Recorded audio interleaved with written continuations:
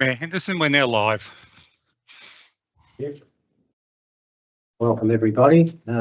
First thing, I would like to acknowledge the traditional owners. The Hepburn Shire acknowledges the Dja Dja Wurrung as the traditional owners of the lands and waters on which we live and work. On these lands, Dja have performed age-old ceremonies of celebration, initiation and renewal. We recognise their resilience and dispossession and investment to their continuing culture and tradition, which is strong and thriving. We also acknowledge the neighbouring traditional owners, the Wurundjeri to our southeast and the Wadawurrung to our southwest, and pay our respect to all Aboriginal peoples, their culture and law. We acknowledge their living culture and the unique role they play in the life of the region. I now declare the meeting open, and we have the councillors present. It's Councillor Clark, Councillor Hood, Councillor Cornish, Councillor Hockey, Councillor Riley, Councillor Hewitt, and myself, Councillor Henderson. The officers present, we have Ms. Rebecca Smith, who's the Manager of Governance, Mr. Bruce Lucas, who's Director of Infrastructure and a few other things. There's Brooke Holmes, who's our Community Services and Finance Person, and Mr. John Torres, largely responsible for planning and other matters. So now the statement, and we've got the CEO, not to forget him, Mr. Bradley Thomas.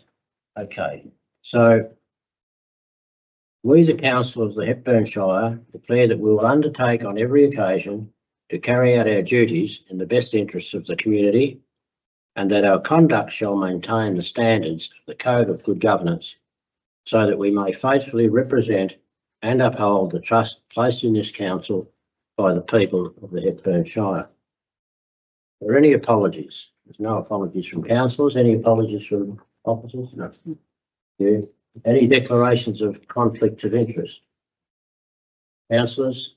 Officers? No. We now move to the confirmation of minutes of the previous meeting of the 27th of May 2025 as previously circulated to councillors to be confirmed. Do I have a move? Moved Councillor Hewitt, seconded Councillor Hockey. Right, those in favour?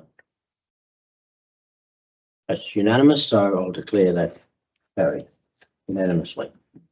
We now move to public participation time, and this is the ordinary part of the ordinary meeting of council allows the tabling of petitions by councillors and officers, and 30 minutes for the purposes of tabling petitions, responding to questions from members of our community and members of the community to address council. Members of the community are invited to attend, to be involved in public participation time in accordance with the council's relevant governance rules. And individuals may submit written questions or requests to the Chief Executive Officer up until 10 o'clock on the day of the council meeting. Some questions of an operational nature may be responded to through usual administrative procedure. Separate forums and council processes are provided for deputations or making submissions to council. Questions received may be taken on notice, but formal responses will be provided to the questioners directly. These responses will also be read out and included within the minutes of the next ordinary meeting of council to make them publicly available. Behaviour at council meetings. Under the governance rules, people are reminded to be respectful and not be disruptive. And respectful behaviour includes being courteous when addressing council during public participation time and directing all comments through the chair, being quiet during proceedings, being respectful towards others present and respecting their right to their own views. Inappropriate behaviour includes interjecting and taking part in the debate, verbal abuse or harassment of a councillor, member of staff, ratepayer, member of the public. Any threats of violence, of course. We now move to public participation time. Now, I don't think we need to extend the time, so we'll deal with that if we do. There's 6.1 is petitions. No petition has been received for tonight's meeting. Request to address council. There are none. Time of closing. And 6.3 questions. So we have a number of questions. We'll hear the questions received in accordance with the council's governance rules, and the Chief Executive Officer will read out the questions, and I will answer them.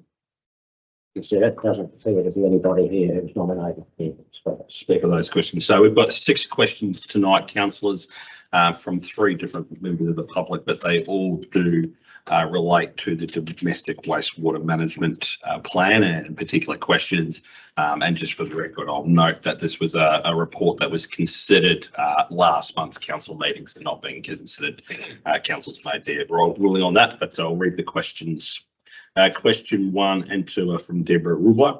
Page 20 of the newly adopted on-site wastewater management plan has 3 action items with timeframes of December 24 and February 25. And as the plan was endorsed by council in April, these dates imply these actions have already been achieved. Can you please tell me where I can find the following? A new residence kit for properties not connected to reticulated sewer, managing OWMS in your rental property or holiday accommodation, and the reporting data from council to water authorities and the minutes of the biannual council and water authority meetings. The achievement of these actions has been delayed. However, the following documents are near completion and will be available on council's website and distributed to relevant stakeholders. The resident kit, properties not connected to reticulated sewer, managing on-site wastewater management systems in rental properties or holiday accommodation, and the minutes of the biannual council and water authorities meetings are not publicly available. Question 2, also from Deborah. Action item 1.4 of the plan says to explore the possibility of a clause 66 agreement under the Planning and Environment Act between council and water authorities.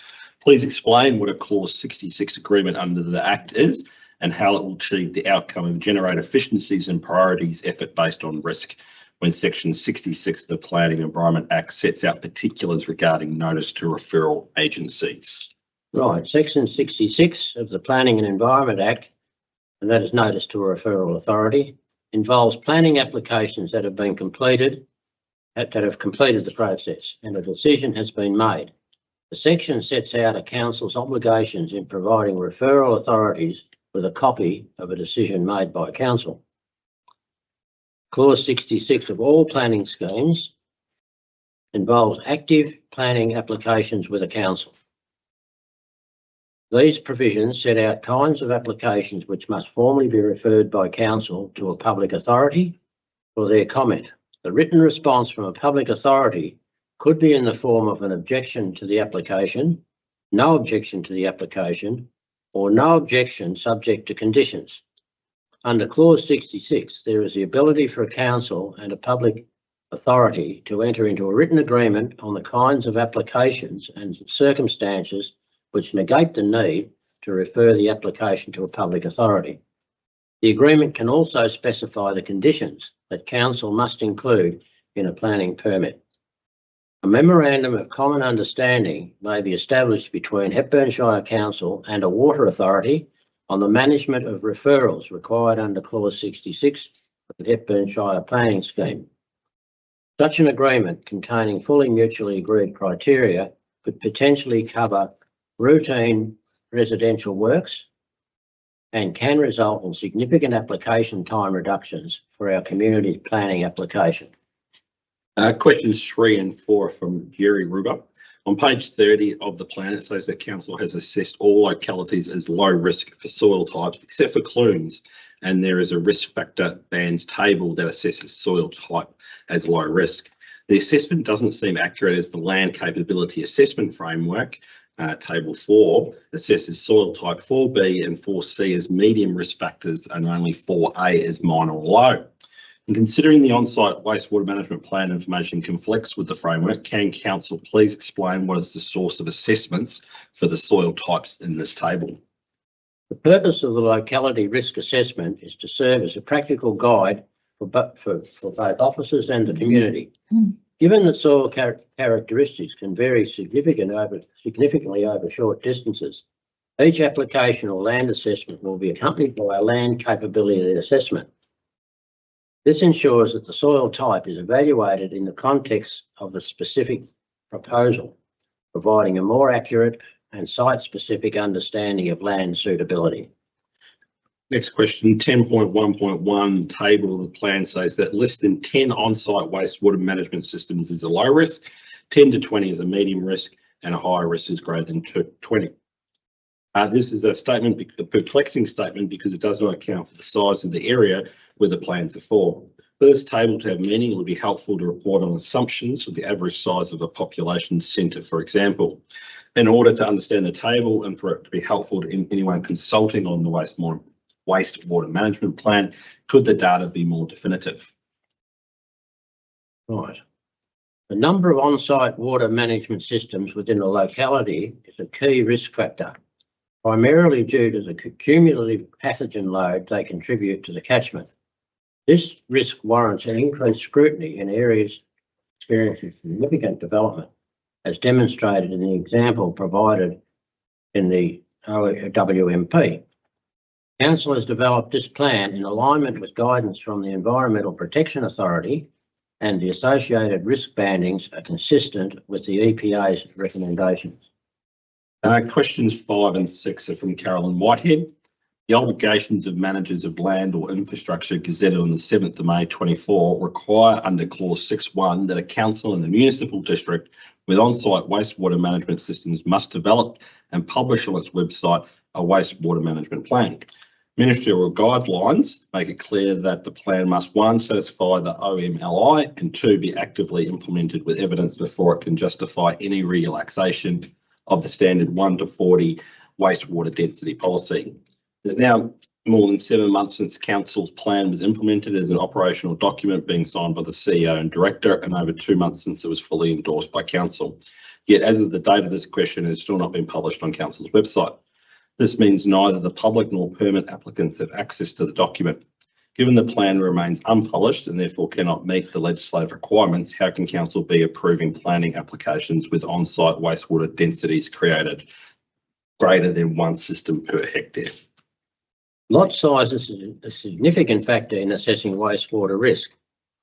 Larger properties are more likely to accommodate the required setbacks for on-site wastewater systems, therefore reducing the potential for environmental and public health impacts.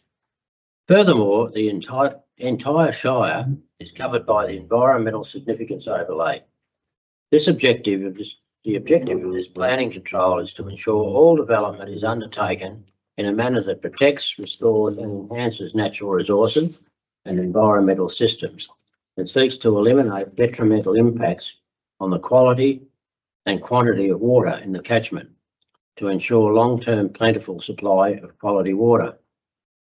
Unless specifically exempted by this control, development is required to obtain planning permission from Council and be comprehensively assessed against the decision guidelines of the Environmental Significance Overlay.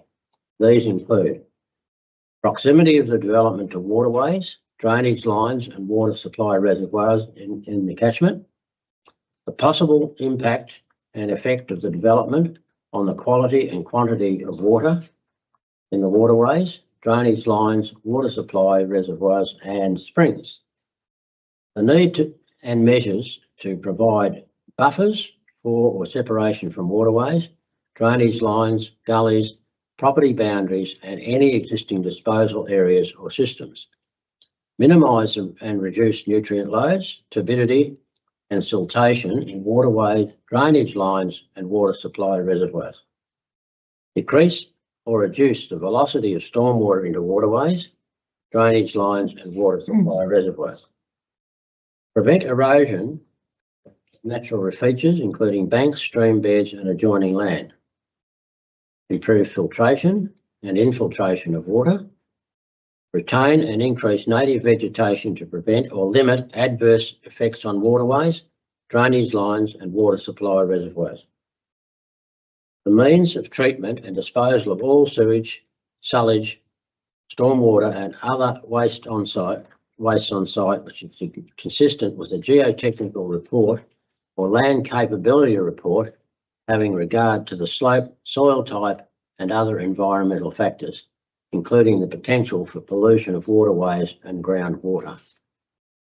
And if I can also add, Mayor, to that answer to that question, the council's on-site wastewater management plan is published on council's website, and we'll make that available to the questioner. The time between its approval and it being made available on council's website did not override the requirement for applications to demonstrate compliance with the plan and the relevant legislative requirements aimed at protecting public health and protecting public health and the environment. Question 6 being the last question. Section 11 of the newly adopted wastewater management plan states that based on the Hepburn Shire Council risk assessment, a locality with a medium lot size greater than 0.8 hectares that are mostly used for farming will be considered low risk, irrespective of their other risk factors. Given that EPA's code of practice, on-site wastewater management requires consideration of site-specific multi-criteria assessments such as soil type, slope, groundwater depth or proximity to waterways, this statement appears to create a loophole for development in environmentally constrained rural and farming areas without proper scrutiny. Could Council please explain on what basis has it determined that other risk factors can be disregarded in such areas? Ministerial guidelines for planning permit applications in special water supply catchment areas are a key reference for responsible and referral authorities when assessing land use and development proposals within these sensitive areas. The guidelines emphasise that each application should be assessed on an on-site or on a site-by-site basis, taking into account the specific characteristics and risks of the location. That's all questions for tonight, Mayor. Right, so now we move to item 7.1, which is 1 Sartori Road, Franklinford, and that is for the use and development of the land for glamping, camping and caravan park, and the Director of Development and Community, Mr. Torres. Thank you, Mayor. Councillors, this is a proposal for a camping and caravan park, as seen under the eyes of our planning scheme. It proposes 14 luxury tents with a central area tent, a common area tent. It's located at the front portion of this large 20-hectare site, and the site is currently used or has recently been used for farming. The location of the tents will be close to an existing dwelling on the site. In terms of planning scheme controls, the site is covered by the farming zone, the environmental significance overlay, and it is in a bushfire prone area, but it is not covered by a bushfire management overlay control. In terms of the process, the application was advertised and it attracted 16 objections on grounds relating to a number of items, including the removal of agricultural land, the incompatibility of the proposed use in a farming zone, the fragmentation of farmland, grounds related to amenity issues, traffic and parking impacts, environmental and visual impacts, and the bushfire risk. Also raised were cultural heritage, detrimental aspects, and wastewater management. Having carefully considered all submissions, the application material and the applicable provisions in our planning scheme, officers recommend refusal of the application on grounds relating to the proposal being an incompatible use in this primarily agricultural setting, and it's considered that there's the potential to impinge on or restrict farming activities in the surrounds. The use is also considered to not satisfy the objectives of the bushfire planning provision. Whilst the bushfire assessment submitted by the applicant and the response from the CFA tends to suggest the application could be supported. Officers have carefully assessed the relevant provision for bushfire safety and noted that the CFA response is supportive but subject to significant conditions and changes to the application. Officers have concluded that this proposal doesn't meet the requirements of the relevant provision. And finally, officers consider that this proposal doesn't satisfy the purpose and objectives of the farming zone in the planning scheme. Thank you, Mayor. Thank you. Now, councillors, even though our governance rules say that we must have a motion on the floor, practice has been that we've asked questions before we ask for someone to move the motion, as some of the questions might change people's view about that before after having questions answered. So are there any questions, councillors? Councillor Dryly. Through you, Mayor. Mr. Torres, there's reference in the document to the future change in zoning and the potential that there might be a scenario where these sort of applications might suit the zone. What sort of considerations have we given to this application in that circumstance? Thank you, Councillor Dryly. Through the Mayor, you are correct, Councillor Dryly. The recent body of work known as Future Hepburn that was endorsed by Council does suggest that a possible future of this area could be a different zone to the farming zone. However, that is a long process that we've just embarked on and will still require community consultation, clearer definition of where those new boundaries lie, and there's no guarantee of that zone being the outcome through this process. Should it be the final zone that Council lands on, though, a proposal such as this will still require planning permission from Council, and the matters that I expressed in my introduction will still need to be greatly considered, particularly bushfire risk, and whether this proposal is compatible with surrounding uses, which are likely to remain agricultural from now onwards. Thank you. Councillor Hood. Thank you, Mayor. A question for Mr. Torres. Ron, in your introduction, you used the phrase potential to impinge. If this application proceeded, how would it impinge on neighbouring agricultural land? Thank you, Councillor Hood. Through the Mayor, it's a principle known by planners as reverse amenity. So should this use be approved and operate from that site, the potential for visitors to these luxury accommodations might expect higher levels of amenity when they do stay at this site and have high expectations of the surrounding area and how it behaves. There might be a greater expectation on quietness, no odours, and the ability to peacefully rest. Now, agriculture isn't always like that. Sometimes agriculture is noisy throughout the day and the night. Activities might generate odours, and there could be disturbance from legitimate uses surrounding this proposal. Legitimate uses that should be expected to be able to operate in the farming zone. Thank you. Any other councillor? Councillor Hewitt. Couple of questions, Mr. Torres. I note that the application is property that would fall within the boundaries of the Loddon Aboriginal Protectorate. And I note that one of the objectors raises concern about the possibility of artefacts or even buried bones that might be found there. Do we have any concerns about that, or is that? Through the chair, councillor, that is an important issue and a significant one. However, the planning assessment is restricted to only assessing this against the current controls in our planning scheme.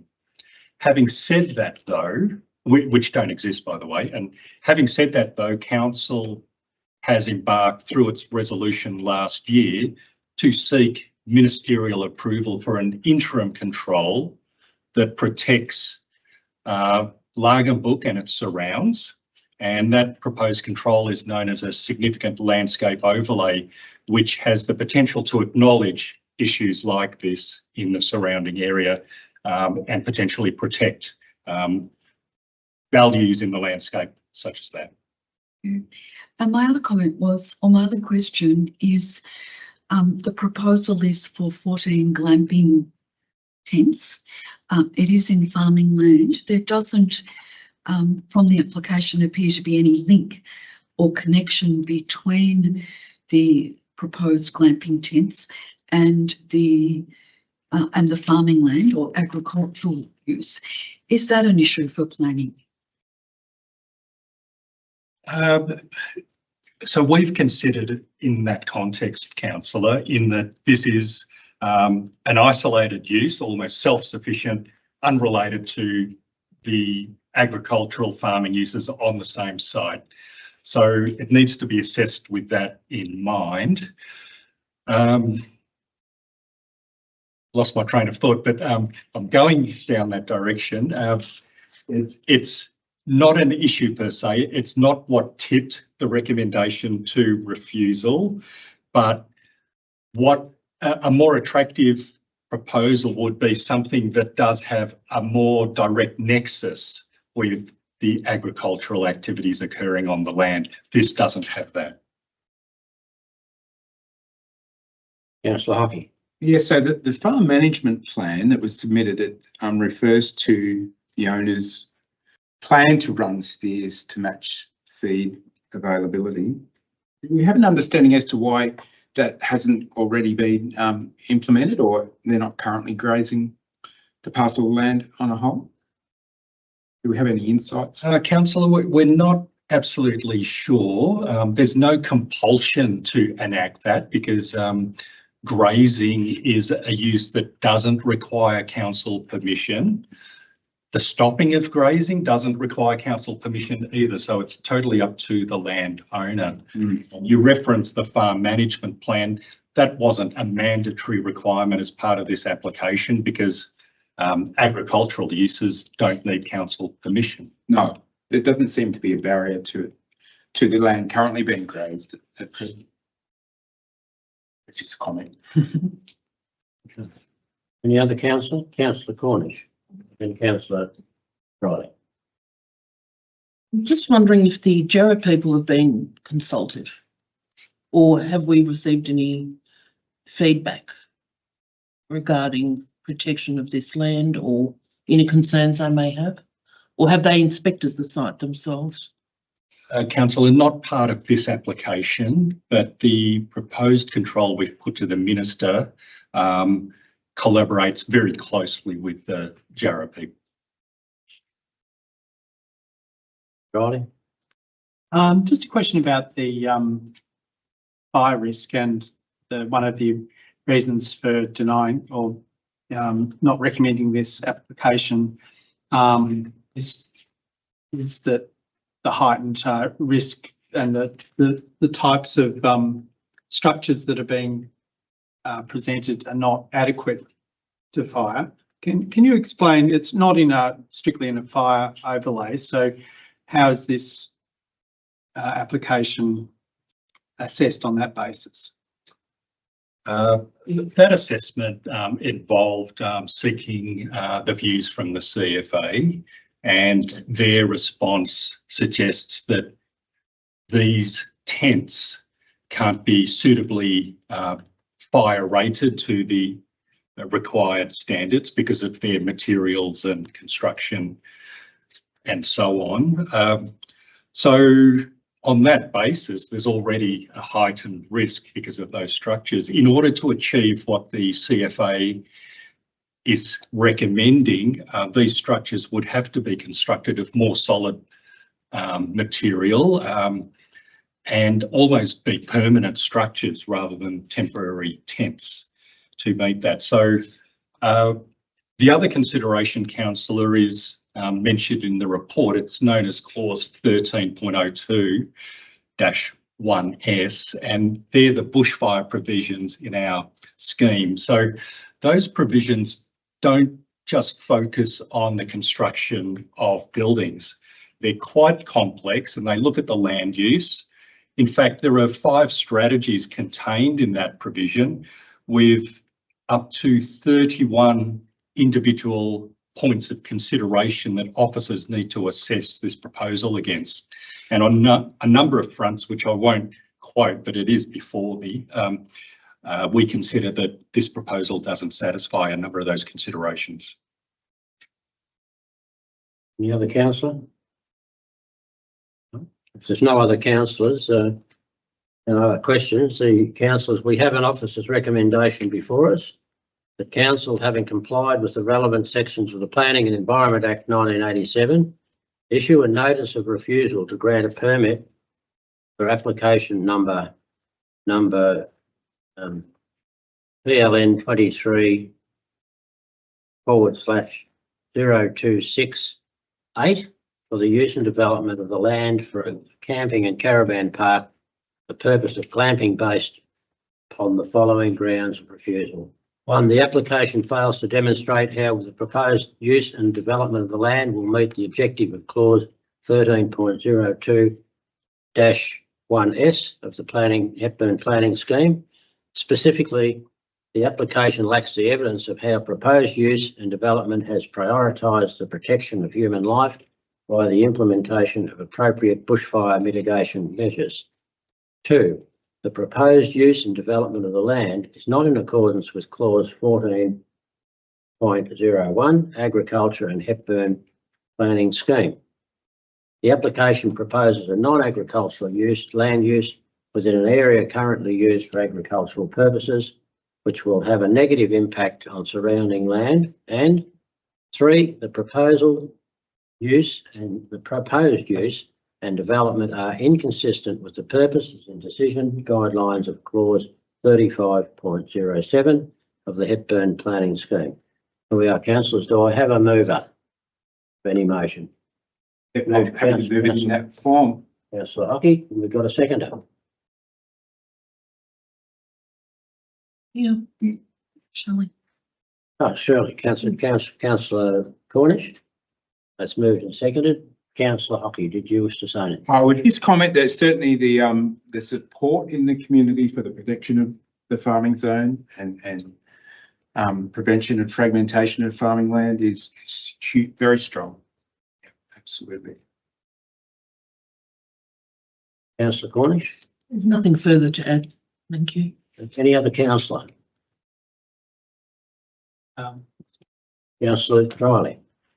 Look, I'm really supportive of thinking how we can use land in different ways that support a variety of activities that overall build resilience in our community. And you know, the opportunity for a rural activity zone in these sorts of areas certainly was one of the reasons why that has been proposed through our Future Hepburn project. And I look forward to activities that are complementary and do support the aims there. But I can see the rationale and some of the contradictions in this application that has been explained already. And I do have concerns about the suitability of this activity alongside the agricultural pursuit. And I just can't support it on that basis. Thank you. Any other councillor? Councillor Hood. Thank you, Mayor.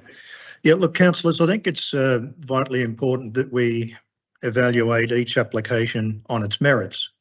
And I too certainly support the protection of agricultural land. But in this case, I don't see that the use is fragmenting the land. In fact, it's a complementary use. And I'm swayed by the weight of numbers in that 1/6 of the area of the land would be used for this glamping purpose, and 5/6 of it would remain as agricultural use.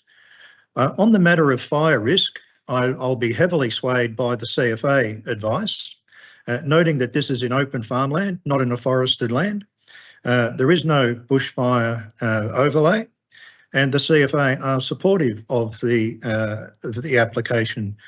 And on the third aspect about the expectations of potential customers, I would have thought that people going to a glamping site in farmland and that sort of type of area that this is in, that one of the features they would probably be looking for is typical farm scenery and animals about. And so I'm not really seeing a high risk in potential to impinge on other farmland, but I think the fire risk is covered, and I think this is a complementary use rather than fragmentation. In some cases, there would be fragmentation on applications like this, but I think not on this one. So I'd be much more inclined to be supportive of the application. Thank you. Any other councillor? Clark? Councillor Clark. Yes, thank you, Mayor.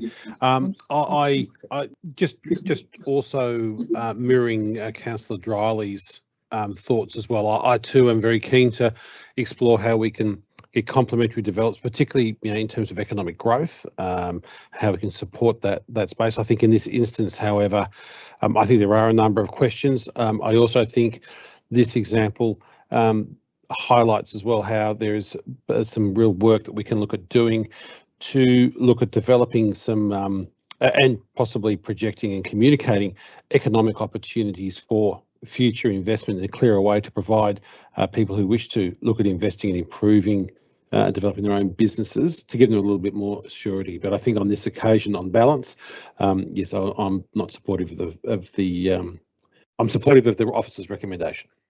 Thank you.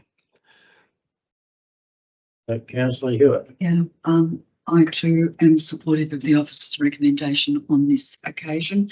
I remain concerned about the proposal, given where it's located within the Loddon Aboriginal Protectorate, and I acknowledge that council has asked for an interim overlay from the minister in relation to this.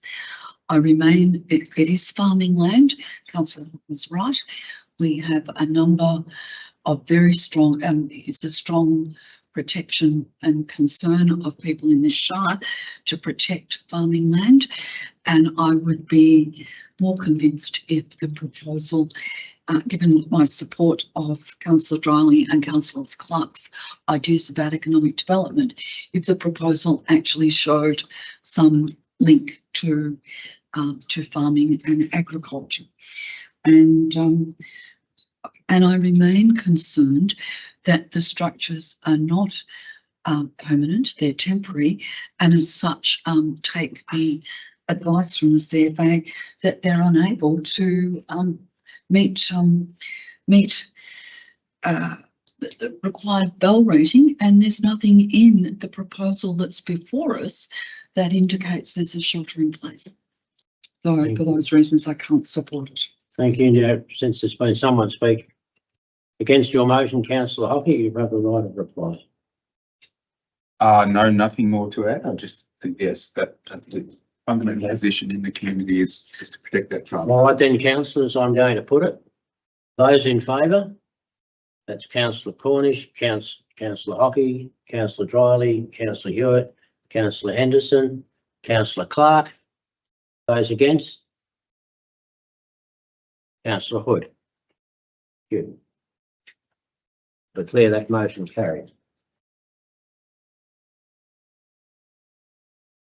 Councillors, we now move to 7.2, which is the adoption of the council plan. Chief Executive Officer.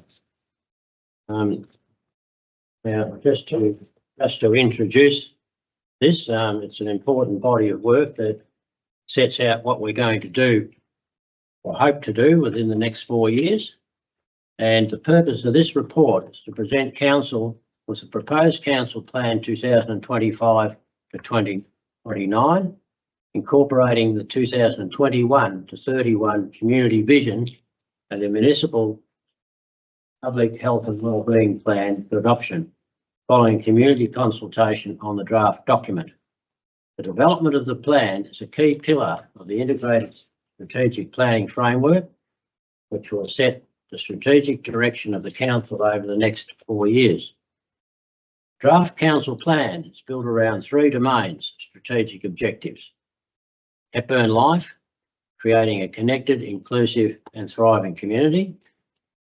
Future Hepburn, protecting our unique towns and landscapes while supporting sustainable development and infrastructure. Hepburn working together, ensuring strong governance, skilled workforce and a high quality service delivery. The plan clearly outlines the outcomes of council aims to achieve throughout the term, focusing on tangible benefits to the community and the organisation. The draft plans were endorsed by council on the 12th of May. The document has been developed following many council workshops since our election in late 2024 and has involved significant community engagement over 4 phases. Being feedback from key projects, including our financial vision and Future Hepburn in 2024, a community-wide survey of over 400 submissions, a community deliverable panel, and a further 200 submissions to the endorsed draft plans. Tonight, the report includes a number of key changes that strengthens the plan. Regular performance reporting on these documents will occur throughout the financial years and will be made available to the public. Should council adopt the council plan tonight, councils will work hard with officers and our community to ensure the outcomes are achieved. So, Mr. CEO.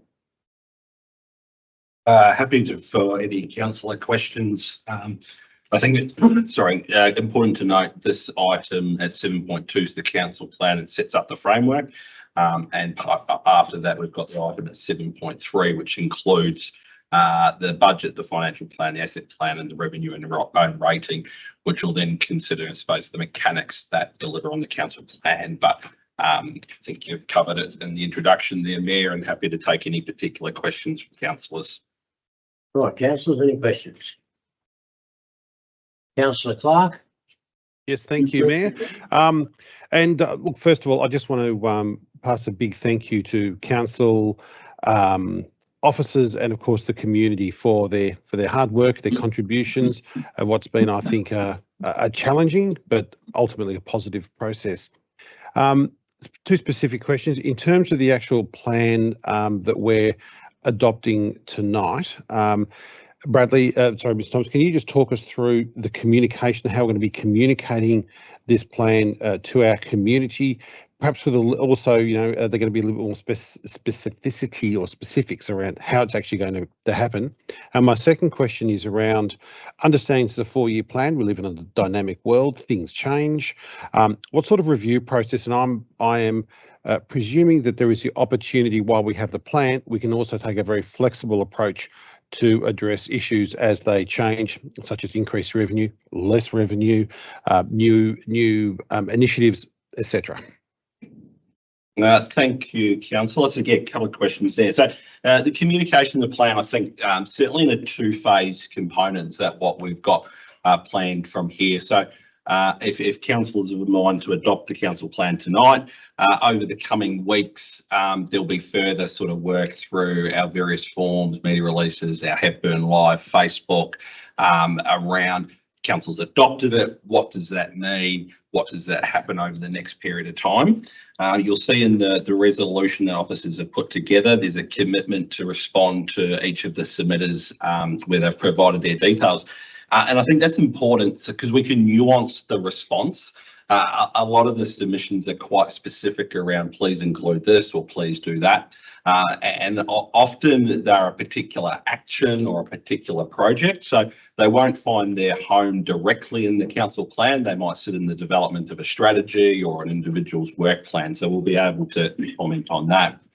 And I think the third part to the communications is and relates particularly to the next report as well. There's a significant change in relation to our financial capacity. And so there are changes to how we deliver our services, the level of services and what we're delivering. So for each of those, we want to take I suppose, a specific outline of what that change is, who are the stakeholders, who are the people that need to know, and work through that. So what certainly is not adopted tonight, set and forget and put it on the shelf.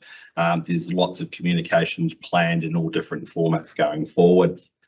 Which also, I suppose, relates to a bit around that review component. It's expected in some ways that the 4-year plan will stay in place for the 4 years of the council plan. But there's a couple of things that I would note. One is that there is a strong reporting element, at least annually through our annual report, but also through our various quarterly reporting that we do. So community will be well informed around our progress around the council plan. The council plan also has an annual plan or a set of initiatives. They'll find their home in the budget, and we'll come to those items. And I think probably the other component to this, which is a fair bit different to particularly the previous council plan and maybe council plans of the past, is this council plan has been developed very much around the domains and being outcomes focused. So it doesn't have a long laundry list of 125, 150 actions. It has got some specific outcomes that this council wants to deliver. And that gives us the flexibility. So as a grant becomes available, as a program becomes available, we'll be able to, I suppose, change our tack and respond to that. And so it's the delivery of the outcomes, not the specific actions, that will allow us to be flexible. Excellent, thank you. And look, I'm pleased to hear you talk about acknowledging personally the efforts of so many of our community who have actually put time and effort to write this, because I think it's really important that we do acknowledge and respect the time and acknowledge the care that they have for our community in doing that. So I'm very pleased to hear that. So thank you very much. Any other councillors? Yeah. Yeah, councillor Riley. Thanks. Question about the gender impact assessment report and how it's made a series of recommendations. Just wondering how they've been included or considered. Thank you. Through you, Mayor, I'll answer that question. Look, you're right. The gender impact assessment that we completed really did identify a number of areas where we had the opportunity to really consider and better strengthen how gender and intersectionality is better incorporated into our plan and how we start our programs and projects with that frame in mind. Certainly, we've considered and reviewed that, and it's provided us that opportunity to really add the context and make those changes, including in commitments to reducing, inequities as part of our partnerships and advocacy, in terms of our community engagement process, really getting us to consider and understand what was the gender and intersectionality, lens that was applied through that process.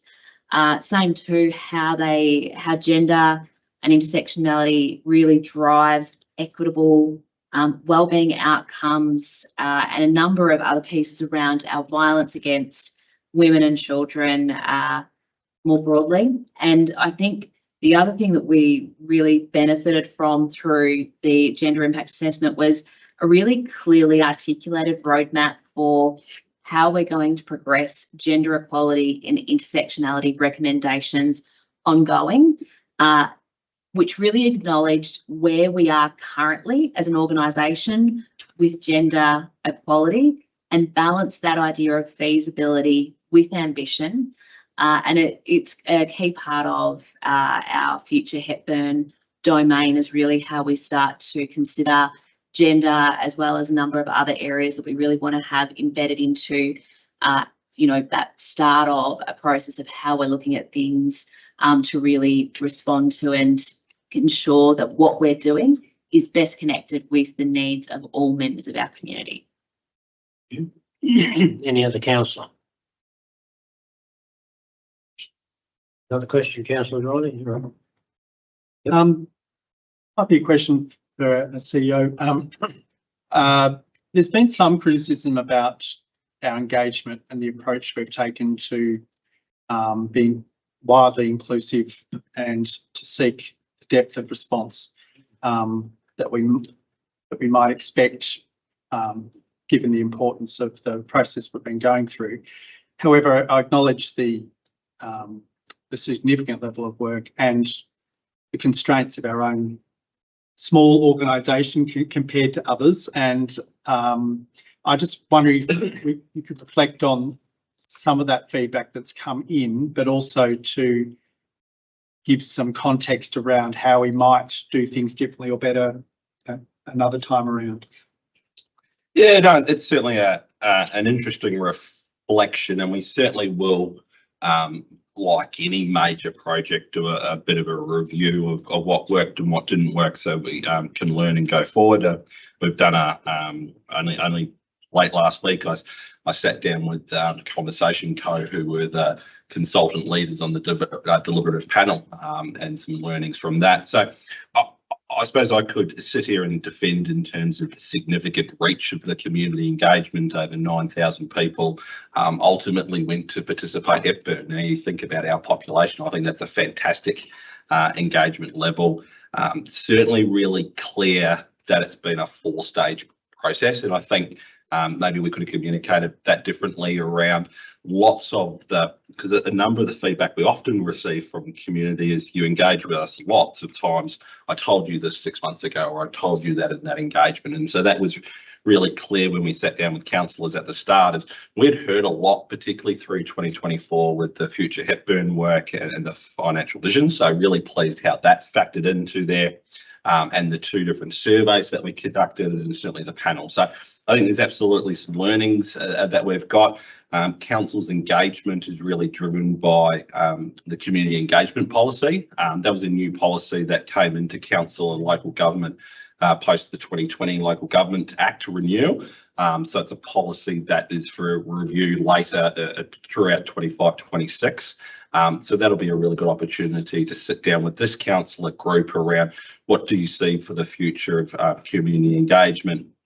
How best do we close the loop? How best do we explain to community also where they can influence?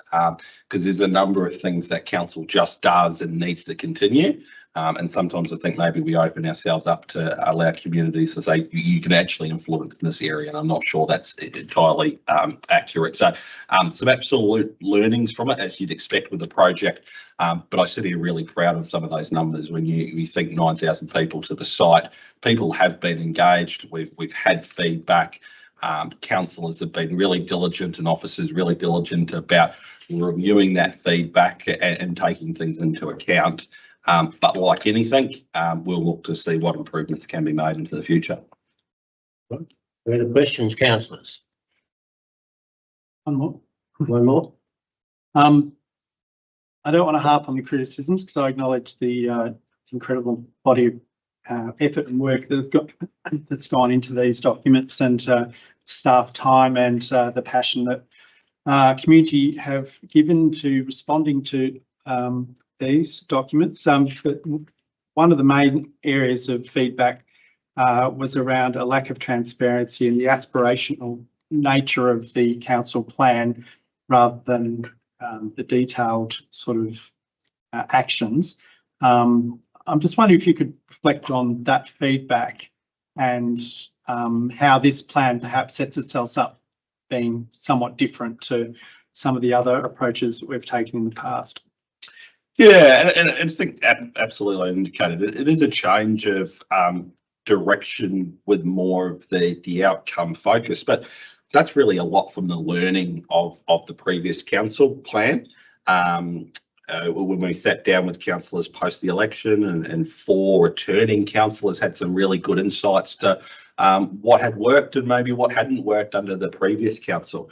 We're also in a time where that was a COVID pandemic, and responding to really significant desires from the community to say, what were we doing? And that was the whole long list of works that we've undertaken over the last 4 years. So the delivery of so many strategies and so many long-term plans has been really successful.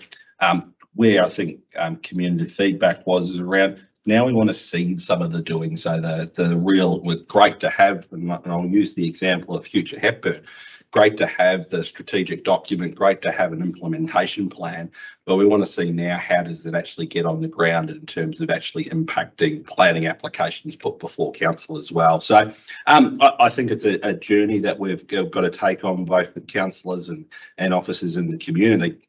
The impact will be how we communicate and explain whether we've been successful or not in achieving those outcomes. So through the council plan, there's a page there of a number of indicators. So they're strong linkages to explain to our community how we've been successful.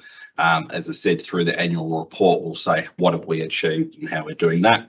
And we're looking at through now, how do we embed the council plan through the rest of the organisation? So how does the council plan transition and become part of my KPIs? How does it become the executive and officers' KPIs? How does it form part of the workforce plan as well? So it's not, as I said before, this is not a set and forget document. If we put this on the shelf right now, we've lost so much work and effort that we've put into it over the 9 months. And we've got to continue to work hard, and our community would expect that they want to see tangible benefits under those 3 domains and under those 9 outcomes. Right. Further questions, Councillor Hewitt?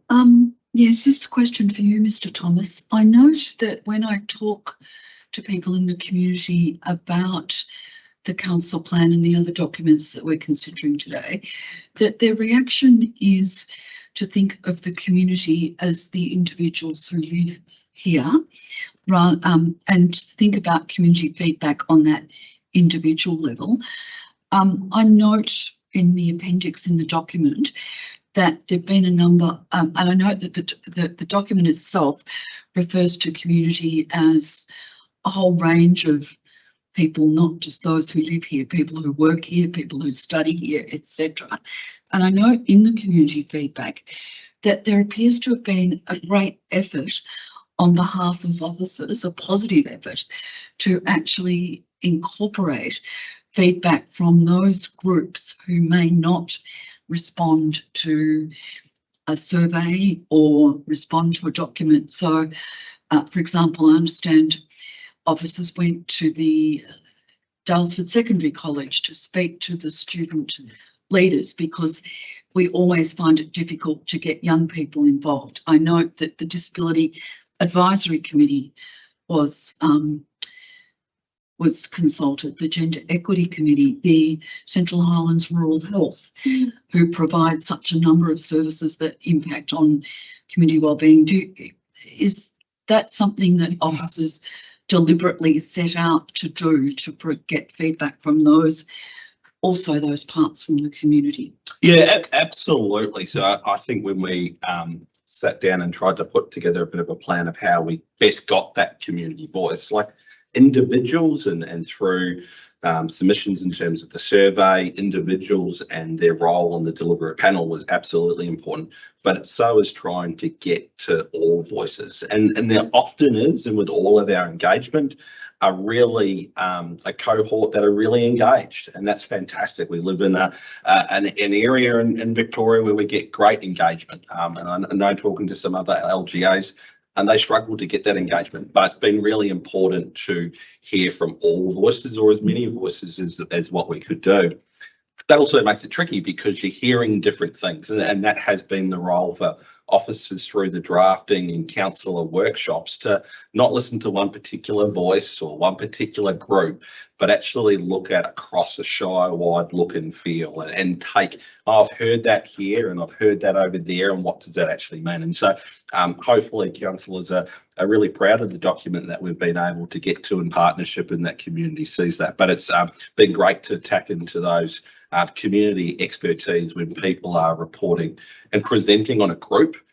because it even makes those groups think about what am I saying and what am I putting forward on behalf of a group or behalf of a community cohort, and not just my individual thoughts, because that's ultimately what we're here for. We are here for a community of whole, the 16,000 people, all the visitors that come, the people that come in here and work. And I think what we feel that over the last 9 months, we've been able to get to a position that we put a document that does respond to that.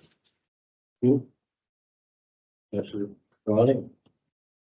It's a question about the integration of the health and wellbeing plan into this document. That in the past there've been two separate documents, and just maybe a bit of a comment around how we've managed that integration and perhaps the potential to lose detail, an important sort of detail around inclusion and aspects of intersectionality and disadvantaged groups through the conflation potentially of those issues into the plan itself.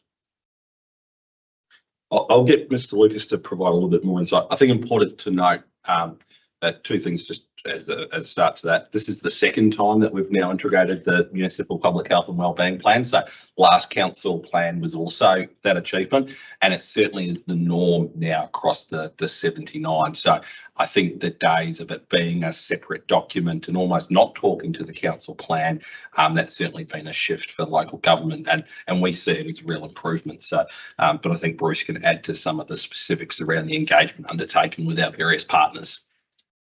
Thank you, Mr. Thomas, and through the chair, just to reiterate exactly what our CEO has indicated, when we consolidated the documents in the last council term, we were probably one of a small number of councils across the state with that approach. And I think other councils now seeing the benefit of doing that and integrating the two documents. Many more of the 79 councils are taking that approach this time round. It's important probably to highlight the work that happens at an operational level. So the focus areas that you see before you in the council plan have been informed through a health and wellbeing community survey that was undertaken last year. And we also have taken on board some strong feedback from an external health and wellbeing group, which council facilitates and sits on. I think there's 15 odd agencies that sit on that. And pleasingly, the priorities that came out of that health and wellbeing group aligned with the priorities that came from community in the health wellbeing survey, and even more pleasingly that all of those priorities aligned with the state plan, which is an essential requirement for our own localised health and wellbeing plan. So all of that then feeds into the work that officers do operationally, supported by that external health and wellbeing group, which, as I said, has got 15 odd agencies that sit on it and guide the work that we do day to day. And if I can just add to that, and I probably should have mentioned it in the previous one, there certainly is, and we talked about it in the health and wellbeing plan, an importance of partnerships.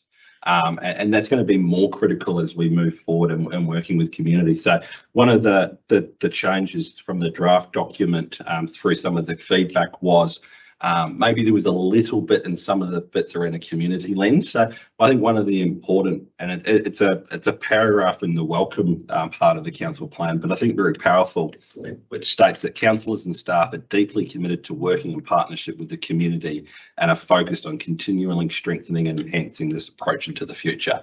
And that's a really strong statement from councillors and officers around. We need to work with community and continue to work with community to ensure delivery of projects or programs, how they're best developed as well. So we see that as an important inclusion from the draft documents.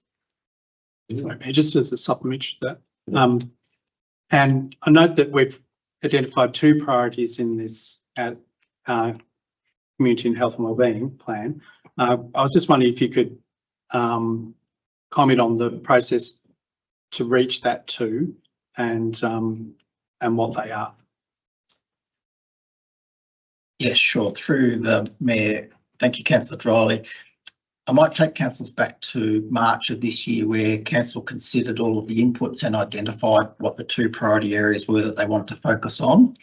So the three that came out of the health wellbeing survey, the feedback from the external working group, as well as the consultation process that we've been working through, the three priority areas were increasing healthy eating, improving mental well-being, and increasing active living.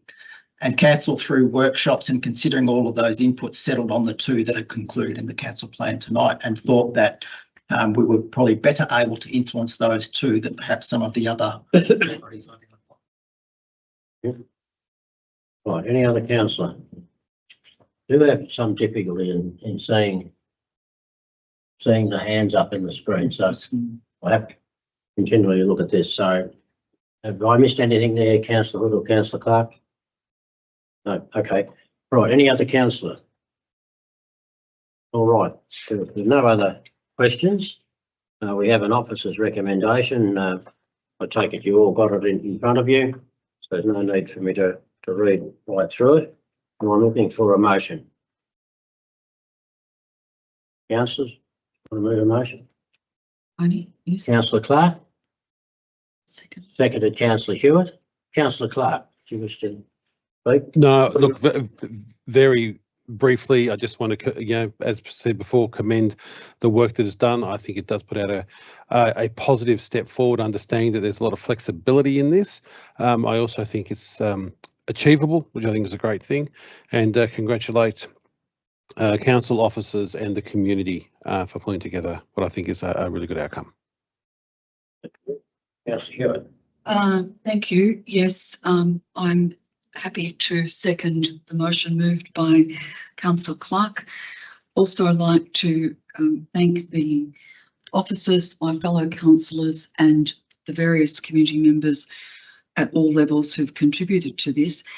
And really, I think it's important to note that the development of the council plan is fully compliant with all relevant legislation. I think that's important. So thank you to all the officers who've been involved. The only comment I would make is that if you look at page 10 of the council plan, which highlights the roles of federal, state and local government, it's clear that in order to achieve the outcomes of the three domains, it's not something that council is able to achieve on its own. And it's important to emphasise the working together and the contributions. It will only be a successfully achieved council plan if we work with those other levels of government. Sometimes I think people put too high an expectation on the council plan without recognising where it is in context. And if you look at Appendix B in the council plan, where you've got a number of indicators of about our community, so that you've got 19.9% of our adults are at increased risk of alcohol-related harm, 11.2% of our adults have a mental illness, a mental health diagnosis. You can see why addressing some of the inclusion and Hepburn Life outcomes require partnerships and advocacy with other groups. The same with some of the indicators around education levels and health. And when people complain about the roads, noting the difference between state roads and local roads. So that's just the point I would make about the importance. Local government's one tier, and we can't expect, without the working with these other levels of government, the council plan to achieve what are outcomes that would be better, that would be a benefit to our community. Thank you, councillor. Any other councillor? Councillor Dryling. Thank you, Mayor. Look, I would like to thank everyone involved and who, the hard work of staff and community members, JARA representatives and our deliberative panel and other panels that have been involved in shaping this document. It's overall, it's a really positive contribution, I think, to the direction of our community, and it gives us a strong foundation for the next 4 years and a continuation of our existing body of work and the strategies that are already in place. And I think there have been some meaningful improvements to the document along the way through the consultation process. Recommendations that have been implemented through the gender impact assessment that's been mentioned, stronger reference to intersectionality and better language around climate, inclusion and circular economy and the environment. And these are, all reflect community feedback and are welcome.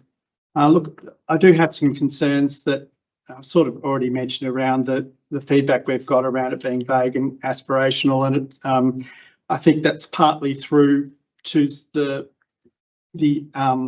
detailed actions being moved to a separate annual action plan, which does have the risk, I think, of losing some transparency and provides some risk around what key issues are going to be addressed and what groups are going to be included and excluded through that process. And the gender impact assessment does warn around the where actions aren't embedded clearly in the plan, there's a risk of unintended emissions.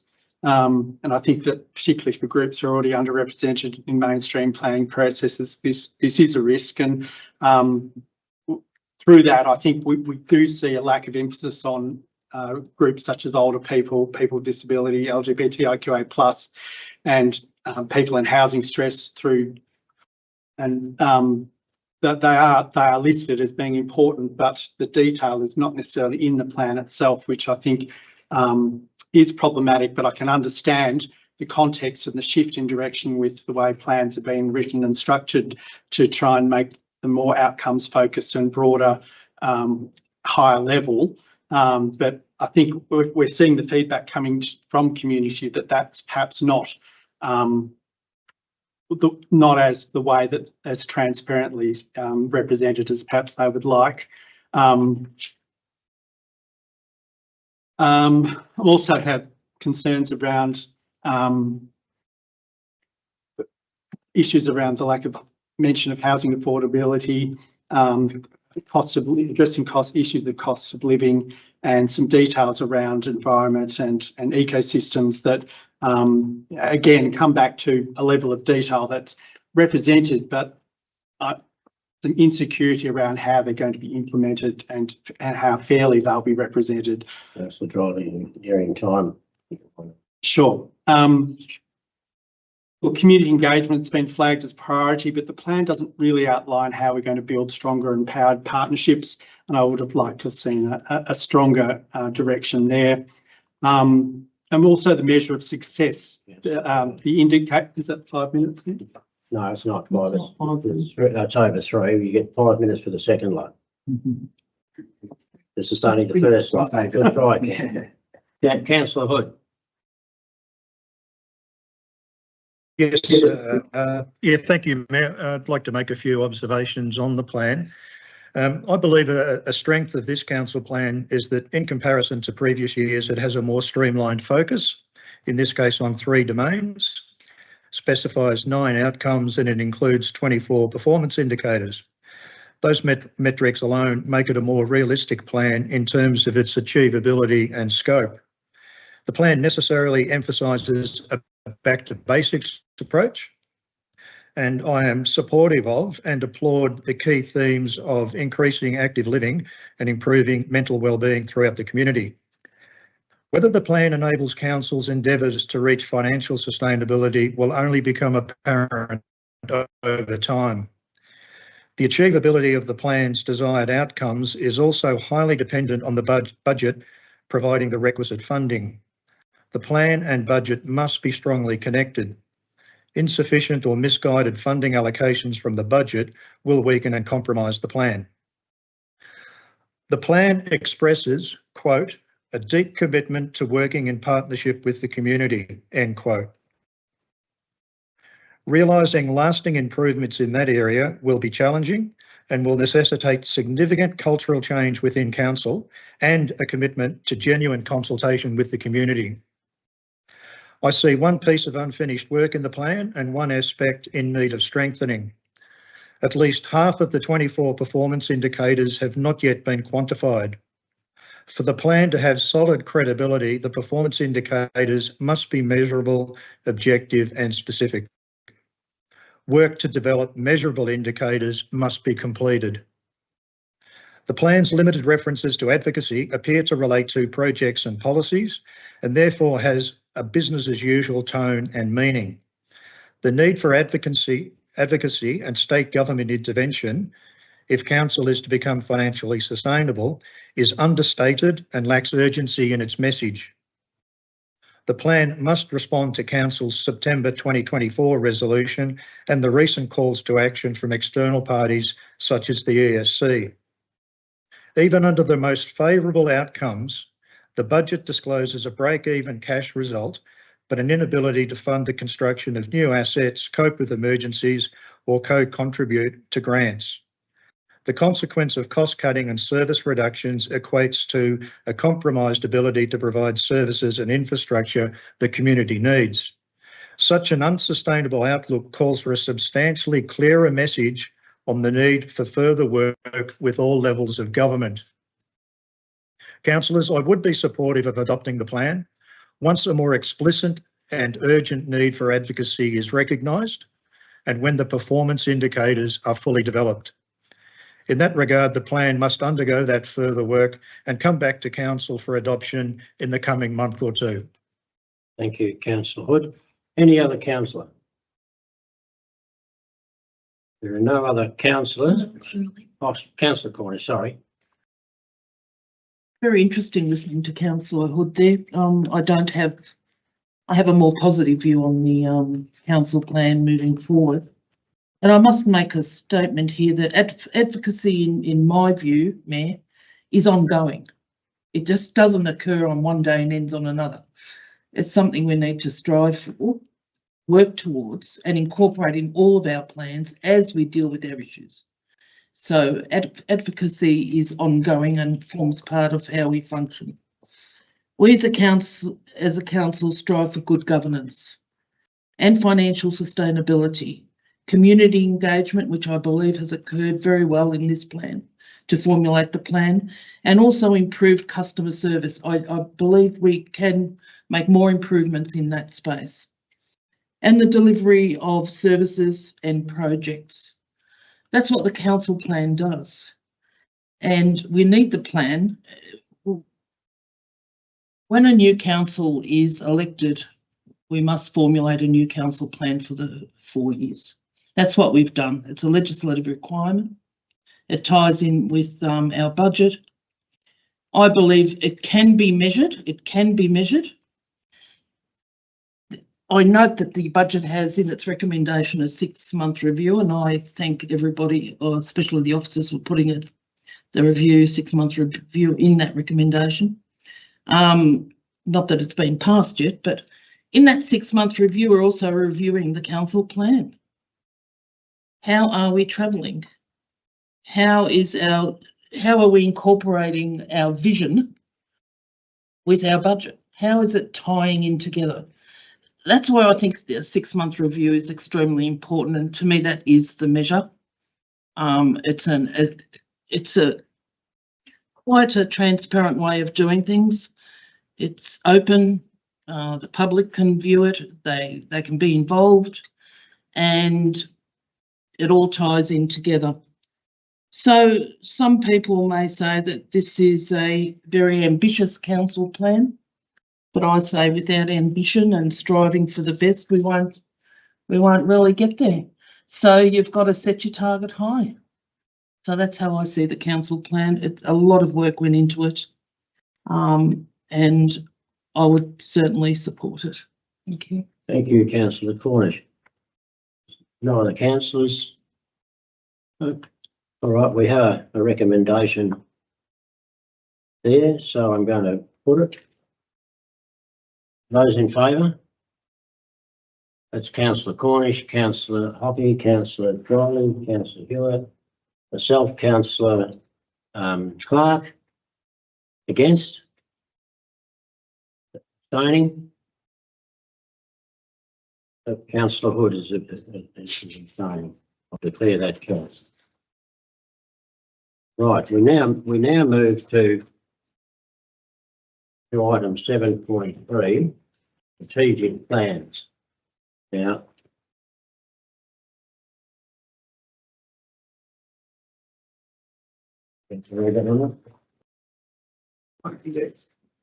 So as noted, as I noted before, now with the adoption of the council plan, the four items in front of us are really the mechanics that will allow smooth delivery of that council plan. So the purpose of the report before council tonight is to consider the adoption of the financial plan, the budget for 25-26, the revenue and rating plan, and the asset plan for adoption, following the community consultation on the draft document. The development of these plans form the mechanics to deliver on the now adopted council plan. These plans are outcomes focused, with the detailed outcomes council is seeking to achieve across the council term, reflecting the change or benefit to community, environment, or the organisation, and a plan that can be delivered within our financial and human resources. The draft plans were endorsed by council on the 12th of May, and as with the council plan, have been developed following many councillor workshops since the election in late 24, and involve significant community engagement over the 4 phases, being the feedback from previous engagement, the community-wide survey, the deliberative panel, and a further 200 submissions to the endorsed draft plans. Working together with both councillors, officers, and the community has helped shape the various plans that reflects the hopes and needs of those who call our shire home or visit our shire, but in a financially sustainable manner. There's a number of minor changes being proposed to the draft documents that strengthen the documents, provide increased transparency, continue to note the increased reporting that will continue. It's important to note that these documents, the process and the conclusions fully comply with the Local Government Act of 2020 and other legislation. The documents and process was presented to Council's Audit and Risk Committee, who was supportive and acknowledged the hard work and efforts in developing the documents in difficult financial circumstances. The report before you, as I said, is mainly based on the draft plans that were endorsed by Council, includes information on the community engagement undertaken, and includes a number of the minor changes that have been, as they strengthened throughout the document. There's a couple of minor changes to the financial results of the budget, both of a positive nature, and so they're included as well. We've been really open and transparent since Council's adoption of the financial vision of the items that are included in the plan. Previously, we've also commented that a lot of the communication on specific service changes will continue as they're adopted. The recommendation before councillors tonight includes the adoption of those documents. It does allow for that 6-month budget review, and it does also strengthen in terms of it recommits to the significant advocacy work that has been being undertaken with both other levels of government, where we've been very active in terms of, particularly with the state government, working through our financial positions in that of the sector, and also commits to that regular reporting is included as well. If there are any of the indicators or anything that don't have a specific number against them at this stage, that is because 24-25 becomes the base year. So the 30th of June effectively will have a wrap up of the numbers as well. So they're the reports, as I said, the 4 in front of council tonight, being the budget, the financial plan, the revenue and rating plan, and the asset plan. And also particularly, I think important, I noticed in the council plan previously, the budget includes the effectively the annual plan actions. It's included in each of the sections in part 2 of the budget under initiatives. I'll just make that a bit clearer in the final document that it's initiatives / annual plans, and happy to put that to councillors and take any questions. Right, councillors, just at the outset of this, before you ask questions, just to make it very, very clear, these are very, very serious matters and have gone through a lot of consultation. So I know the governance rules allow for 3 minutes, but also allows for me to have discretion. And because there are so many items here, I did send around a notice to councillors and spoken to councillors, and I intend to allow 5 minutes rather than 3 minutes. for this item, so just to flag that. Now, so any questions, councillors? Councillor Hockey, Councillor Hewitt. Oh, yes, thank you, Mayor. Mr. Thomas, can you comment on the general concern that was raised with respect to the draft budget, that it was lacking in detail and that there was insufficient time for folk to respond? Was there anything significantly new this year that have led to those concerns?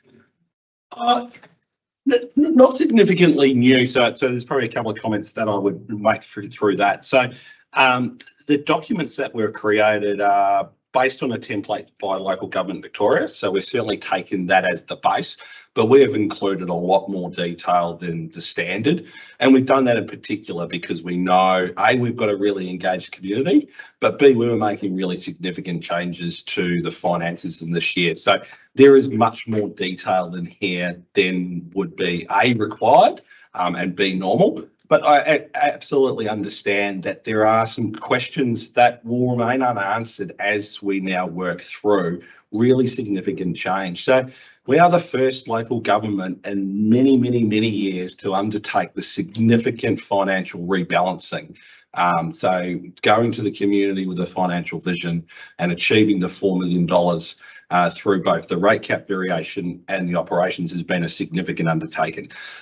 Part of that now means that we need to put a structure and an organisation in place to deliver on some of those. So there are still some unanswered exactly how services are to be delivered that we're working through and that we want to work through, particularly with the officers that have the expertise, but also with the community groups. And we talked about that inclusion in the council plan and working in partnership. So absolutely indicate that. The timeline, we'd be really comfortable with the timeline that was provided when we look at the 4 themes. Like, had we just done the draft documents and that was the first that community had seen about it, potentially the sort of 3.5, 4 weeks of community engagement may have been on the short side. But when you think about that, the community engagement and feedback that community was able to put back into 2024, they were able to communicate through the survey. There were members of the community in the deliberative panel and seeing the drafts. We're really comfortable with that item. And I suppose importantly to note that as a councillor group and officers, we sat down pre-Christmas and sort of worked through the timeline, and there was a really strong commitment from councillors supported by officers that we wanted to reach these documents by the 30th of June and that we wanted to do these documents as a package. They're all individual documents and they have all of their own importance, but they talk to each other. And I think that's the real significance of bringing them forward to tonight. And some of these documents have a 30th of June deadline. So it's a challenging time for all local governments. When you only get elected in October, November, you've got to do induction and you've got to hit the road really quickly. But we've been able to put, in my opinion, some really first-class documents. They are, as I said, and in the report, absolutely compliant with legislation and exceed that. And we believe that they are really readable and understandable. And it doesn't stop tonight. So we will continue to feed information to our community about the inclusions of all the 5 plans. Other councillors? Councillor Hewitt. Mr. Thomas, I note in an email I received today that Minister King has announced that the Commonwealth Government's untied financial assistance grants for 25-26 are going to be given to councils before the end of the financial year, the 30th of June. What are the implications of that for councils' end of financial year and for this budget, if any? I presume there are. Yeah, the short is zero. Effectively, the grant. So this is the funding that the federal government pays to all local governments across Australia. And it's for a particular year. The federal government make a decision and their own decision and have over the last few years. Sometimes they might prepay before the 30th of June. This year or last year, they decided not to. So we sort of got back to a normality year. With that announcement only just recently, it will mean that we receive extra grants into our bank account, and because of accounting standards, will need to be recorded as income in the 24-25 year. So what that effectively will do is our June 30, 25, so only a couple of days away, our cash balance will be higher and our grants will be a bit higher. That means we won't get that cash on the 1st of July into the new year. We'll make an adjustment through the mid-year report, but it won't impact our sort of final 30th of June next year closing balance. So it's a reporting issue for us. I think there's been a lot of sector advocacy to the federal government that the ad hoc timing of the grants actually artificially sort of skews council's finances. But in terms of the total, the short-term impact, there is still. Okay, thank you. I have another question. We're also looking at the revenue and rating plan, and the budget does include reference to a 10% rate increase, which has caused some concern or some feedback in the community. Councillors understand that was necessary to respond to an annual $4 million cash shortfall, and the Essential Services Commission accepted that and accepted the arguments that council put forward. There has been some concern that I've heard in the community. So you said it's a public document. Would you like to comment on the issues raised by CT Management in relation to the potential issues that they raised in the about council taking different interest rates, and also perhaps being overly optimistic about the amount of rates income we're going to get in this financial year? Thank you, Councillor. There's a bit in that. So Sorry. that's fine. So if I forget about something, please remind me. But I think important to absolutely acknowledge that council went on this journey in terms of back to June last year, when it's the 24-25 budget was adopted and went to the community with the $4 million shortfall. Ultimately, the adoption through the financial vision and a significant work that was undertaken through the ESC. But that is the independent body that really considers, has council looked at everything else, and does it support council's application for a rate rise? And overwhelmingly, the ESC, and through their report and the independence of the ESC, were absolutely supportive of that. There's a couple of things in the report that they talk about, and they did engage a third-party firm to do a review of our submission, as you would expect. But it's also important to note that there's a lot of assumptions in the budgets and the long-term financial plans and your revenue and rating and assets, and even just the timing that you asked about in terms of the grants before will change our figures now on the 30th of June. The two items that they raised as, I suppose, something that council needed to consider, and I should note that there wasn't any sort of discussion between the group and council, and we'll work through that. But one was reviewing council's loans, and they raised that in the impact that, well, if we reviewed our loans and potentially pushed out the loan repayments, you could save some cash in the short term. Absolutely, if we went back, like anyone's home loan, you can renegotiate your home loan. Important to note that the loans that we've taken out recently have been at really low rates, and pushing out and renegotiating any of those loans actually would have increased council's cash outflow over the 10 years. So it would have been a really short-term nature. And this council and the financial vision that has been adopted very much is about fixing the financial shortfall in the short term.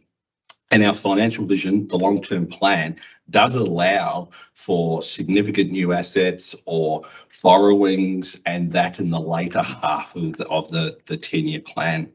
The other component that the report touched on was, in their opinion, so we have debtors, so outstanding rates, that not everyone pays their rates before the 30th of June, which in a perfect world we would love. And we've the figure that we've put into the budget and the figure that we've put into the assumption, they thought might be overly optimistic. And we're really confident that it's not overly optimistic. Now, we might not exactly meet the figure or the assumption that we've put together, but there's two things that I would note with that. The debtors balance that they've sort of looked at was really on the 30th of June last year, when our rates debtors was reasonably high. And that's due to council didn't undertake any or really any significant debt collection post-COVID or through that COVID period. So over the last 12 to 18 months, the finance team, the revenue team within the finance area have done a fantastic job of contacting people, looking at ways of doing payment plans.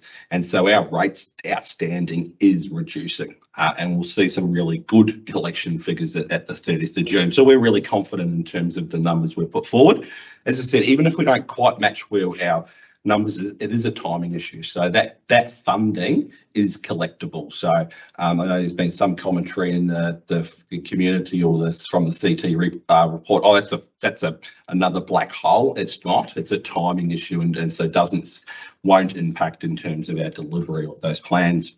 And I think the other thing that they really commented on, and it's important to note, and we've tried to make it really clear to community, and we'll continue to do so, and particularly through when we email out or when we send out the rate notices late July, early August. The 10% rate rise, which includes the 3% state government cap and the 7% addition, is the average. There will be people that will have a greater than 10%, and there will be people that has less than the 10%. And that is to do with the valuation of your property. And that's no different to every other 78 councils that are applying the rate cap of 3%. They will have some houses that go up, or community groups or property owners, sorry, more than the 3% and less than the 3%. So the dollars that we quote are very much about the average, and we understand that, and we will continue to work with community through the budget. There's a doubling of Hepburn Shire's pensioner rebate as well. So council didn't need to do that, but have undertaken to double that rebate as well to help out parts of our community. And then I would encourage anyone that does have difficulty in paying their rates to contact us. We have lots of opportunities to work through payment plans and put that into place as well. So we can certainly work through that. And I think importantly to remember that part of this journey has been that council has been a low rating council on the average, and we will continue to be below average rating council as well. And that was part of the development of the financial vision. Any other councillors? Councillor Dryly and then Councillor Hottie. Yes, thank you, Mayor. My question is, given the severity of the cuts to several service areas and roles, which are projected in this budget, how is it that can you give an indication of how we've gone about finding a measured way of identifying those areas and really to the question of how we remain sustainable, even if we are on paper financially sustainable? How are we sustainable as a council to our community as a entity when we're cutting so much back? What is the definition of that? And I think through you, Mayor, I think each individual is going to have a definition of what sustainable as an organisation and community is. So I think important for councillors to sort of remember, this has not been an overnight exercise. This has been probably 3 years in the making, particularly working with the previous group leading up to the development of the financial vision, and certainly many workshops with this councillor group where effectively the council plan that council has just adopted, that is the guiding principle of where council wants to invest in. Now, we could ask 16,000 people in our community. Everyone will have a different opinion of what council can and should be delivering.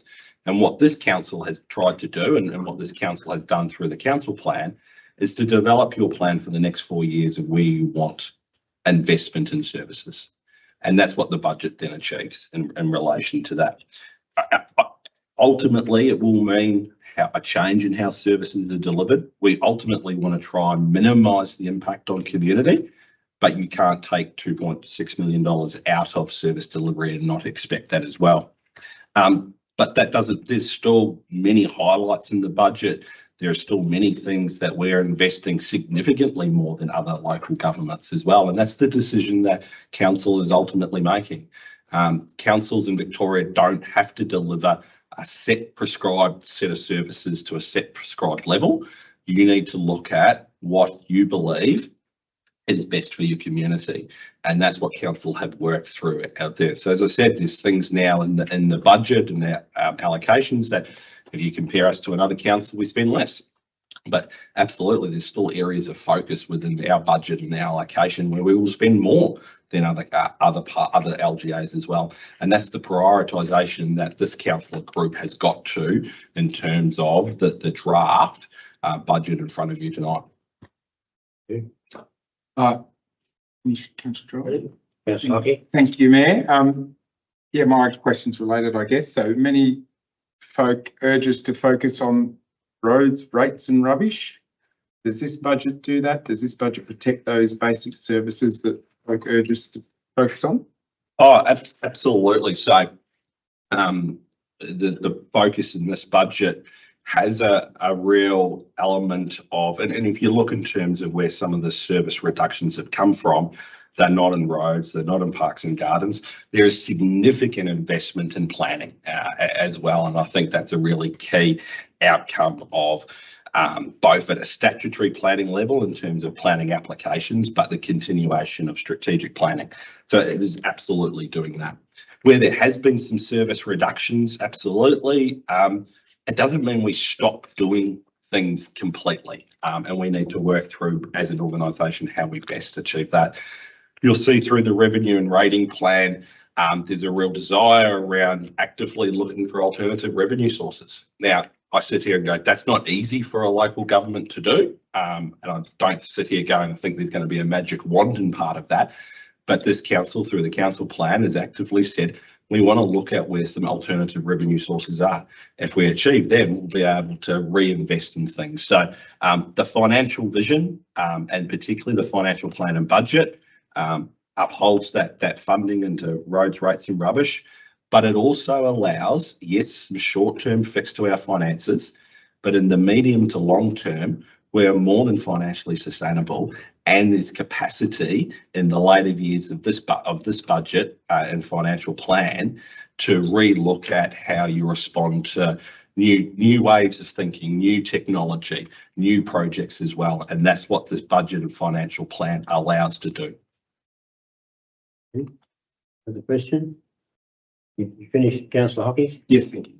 Councillor, any other councillors? And then I'll go back to Councillor Dry. No, Councillor Dry.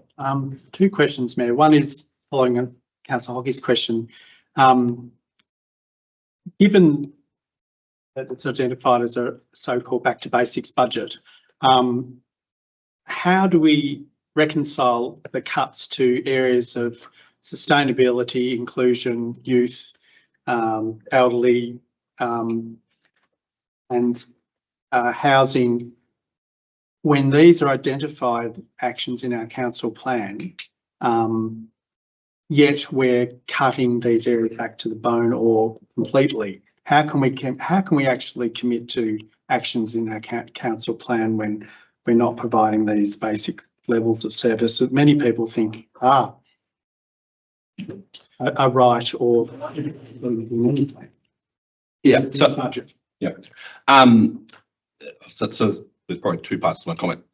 The budget is the allocation that's been put together to achieve the council plan. And I suppose what we're saying is this, you take those examples that councillor spoke about in terms of housing, sustainability, arts and culture, we're still doing things in those areas. And so they will still achieve the outcomes of the council plan. Now, individuals will have a thought whether we should be spending more and doing more in that, absolutely. But as a collective, in terms of where councillors got as your draft for community contact and where the draft that's been put forward to tonight, is that there is a reduction. So none of those services completely stop. We do deliver them differently. And take, we've spoken about it in terms of arts and culture. Absolutely, there's a reduction in the direct funding into that area, but that doesn't stop us partnering through our youth team, partnering through our libraries. How do we work through our community grants to still have a focus around our creative communities as well? Housing is another example. There's no direct funding of housing, but that doesn't mean that we don't, there's significant investment going into Future Hepburn. Now, Future Hepburn is probably the single most important strategic documentation that will improve housing in the Shire. So there's a difference of how the service is delivered, but I would say that the council plan talks to the budget talks to the council plan, and so they can be delivered, the outcomes can be achieved. They're going to look a little bit different to how they've been delivered in the past, and that's no different to any organisation that needs to change how they look at delivering things.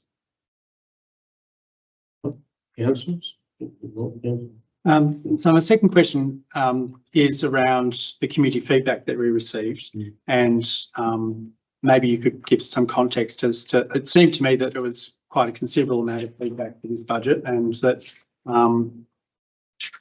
perhaps you could outline some of the areas that people, general areas that were of concern for people, but also to the extent that they were considered and incorporated into this budget, because not a lot seems to have changed since the draft.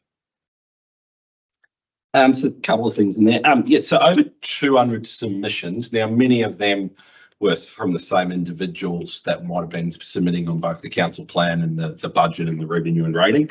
As I've touched on a bit tonight, we get significant feedback on many of our large documents. So I don't think, and we're not sitting here in terms of the feedback was any sort of significantly different in terms of that aspect.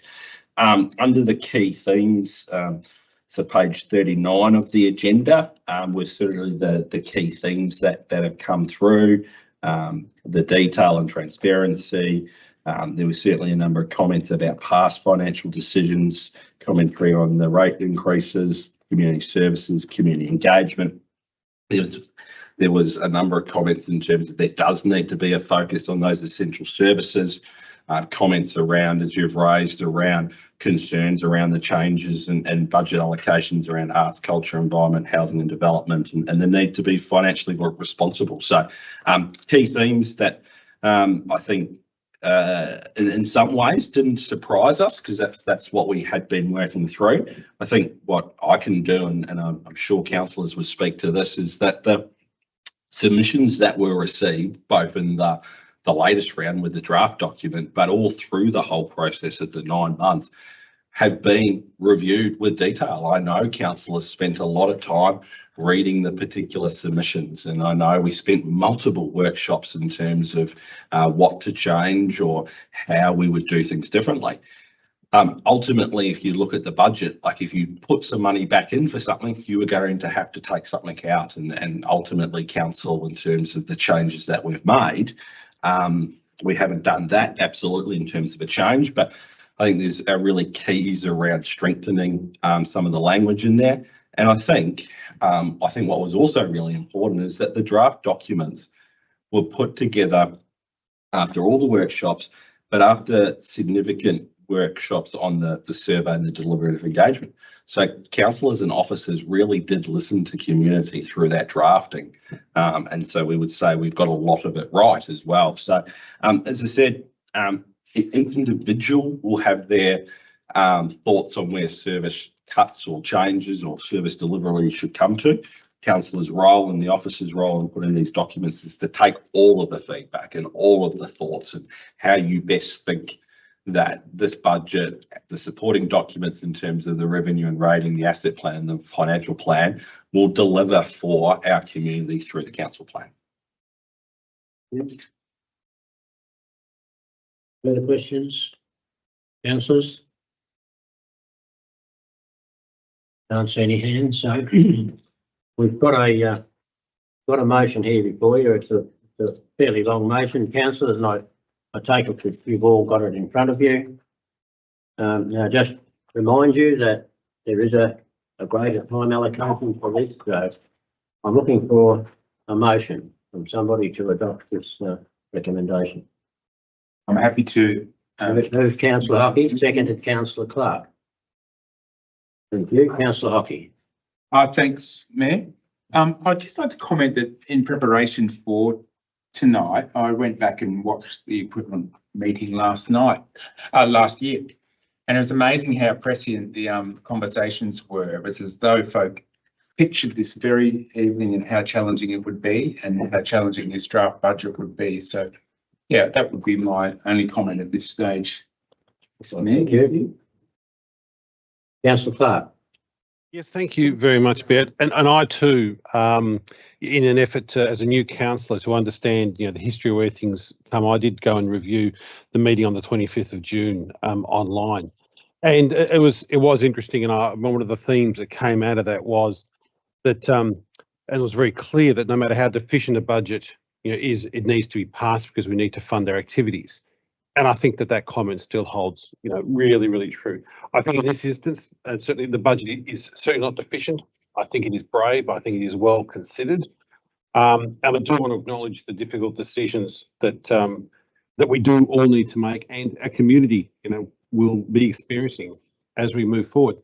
I think it's important to acknowledge the budget's not perfect. But however, and in relation to some of Councillor Dryley's comments, officers have done, I believe, an excellent job at the direction of the council, and I do need to acknowledge that we are a collective.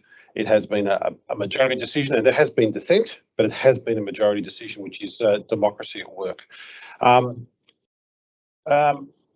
I want to thank our community for their engagement, their passion, and I think I also want to acknowledge that this budget also does not represent, a locked-in event for the next 4 years. It's based on assumptions. I think, as Mr. Thomas has talked about, the assumptions need to be made. That is standard budget process. I think there are some very clear mitigation strategies that have been adopted, particularly around the collection of revenue. They will need to be tested, and the only way we can do that is by, as we move forward in time. And I think a key part of that's going to be an ongoing review process. And as we talked about in the plan, we can modify it and we can change, and I believe we will do that. So on that basis, I think, the work that's been done by your officers is very, very good work. It's exceptional work. And I would commend the budget as we go forward. Good. Any other councillor? Councillor Hood? Yes, thank you, Mayor. Councillors, I'll make it explicitly clear at the outset that I'm not supporting the adoption of this budget in its current state. The budget fails at various levels, but I've only got time to mention two areas, both of which I've mentioned to you many times before. Firstly, I'm noting that the very ambitious budget takes a $5.5 million underlying deficit to be incurred this year, and it becomes a $500,000 surplus next year. And that's due to an additional $2 million income from rates and a $4 million reduction in cash costs from 35 to 31 million. That's $4 million. Cash is projected to break even or marginally be positive in future years after another decrease of $1.5 million cash in 25-26. The budget claims that, quote, it ensures there are sufficient cash reserves to sustain service delivery and fulfil obligations, end quote. Well, that simply isn't true. The budget and the plans, as we know, explicitly state that not all services and obligations will be met. There'll be quite a few cuts. Of great concern is that the two key assumptions underpinning the budget, the two key assumptions, are unduly optimistic and they're not grounded in reality. The credibility of any budget is determined by the strength of the assumptions and the projections underpinning it. Given that this budget is aimed at bridging a $4 million cash gap, it is alarming that cash inflows are overstated and cash outflows are understated. The budget projects that we will collect close to the equivalent of 100% of rates and charges raised in each year. That does not take into account prevailing economic conditions, nor does the assumed prompt removal in 25-26 of the existing backlog in unpaid rates. The vast majority of ratepayers are facing an immediate increase in rates of more than 10%, as we've heard. That will only make it tougher for them and more challenging for council. Similarly, cash outflows are understated.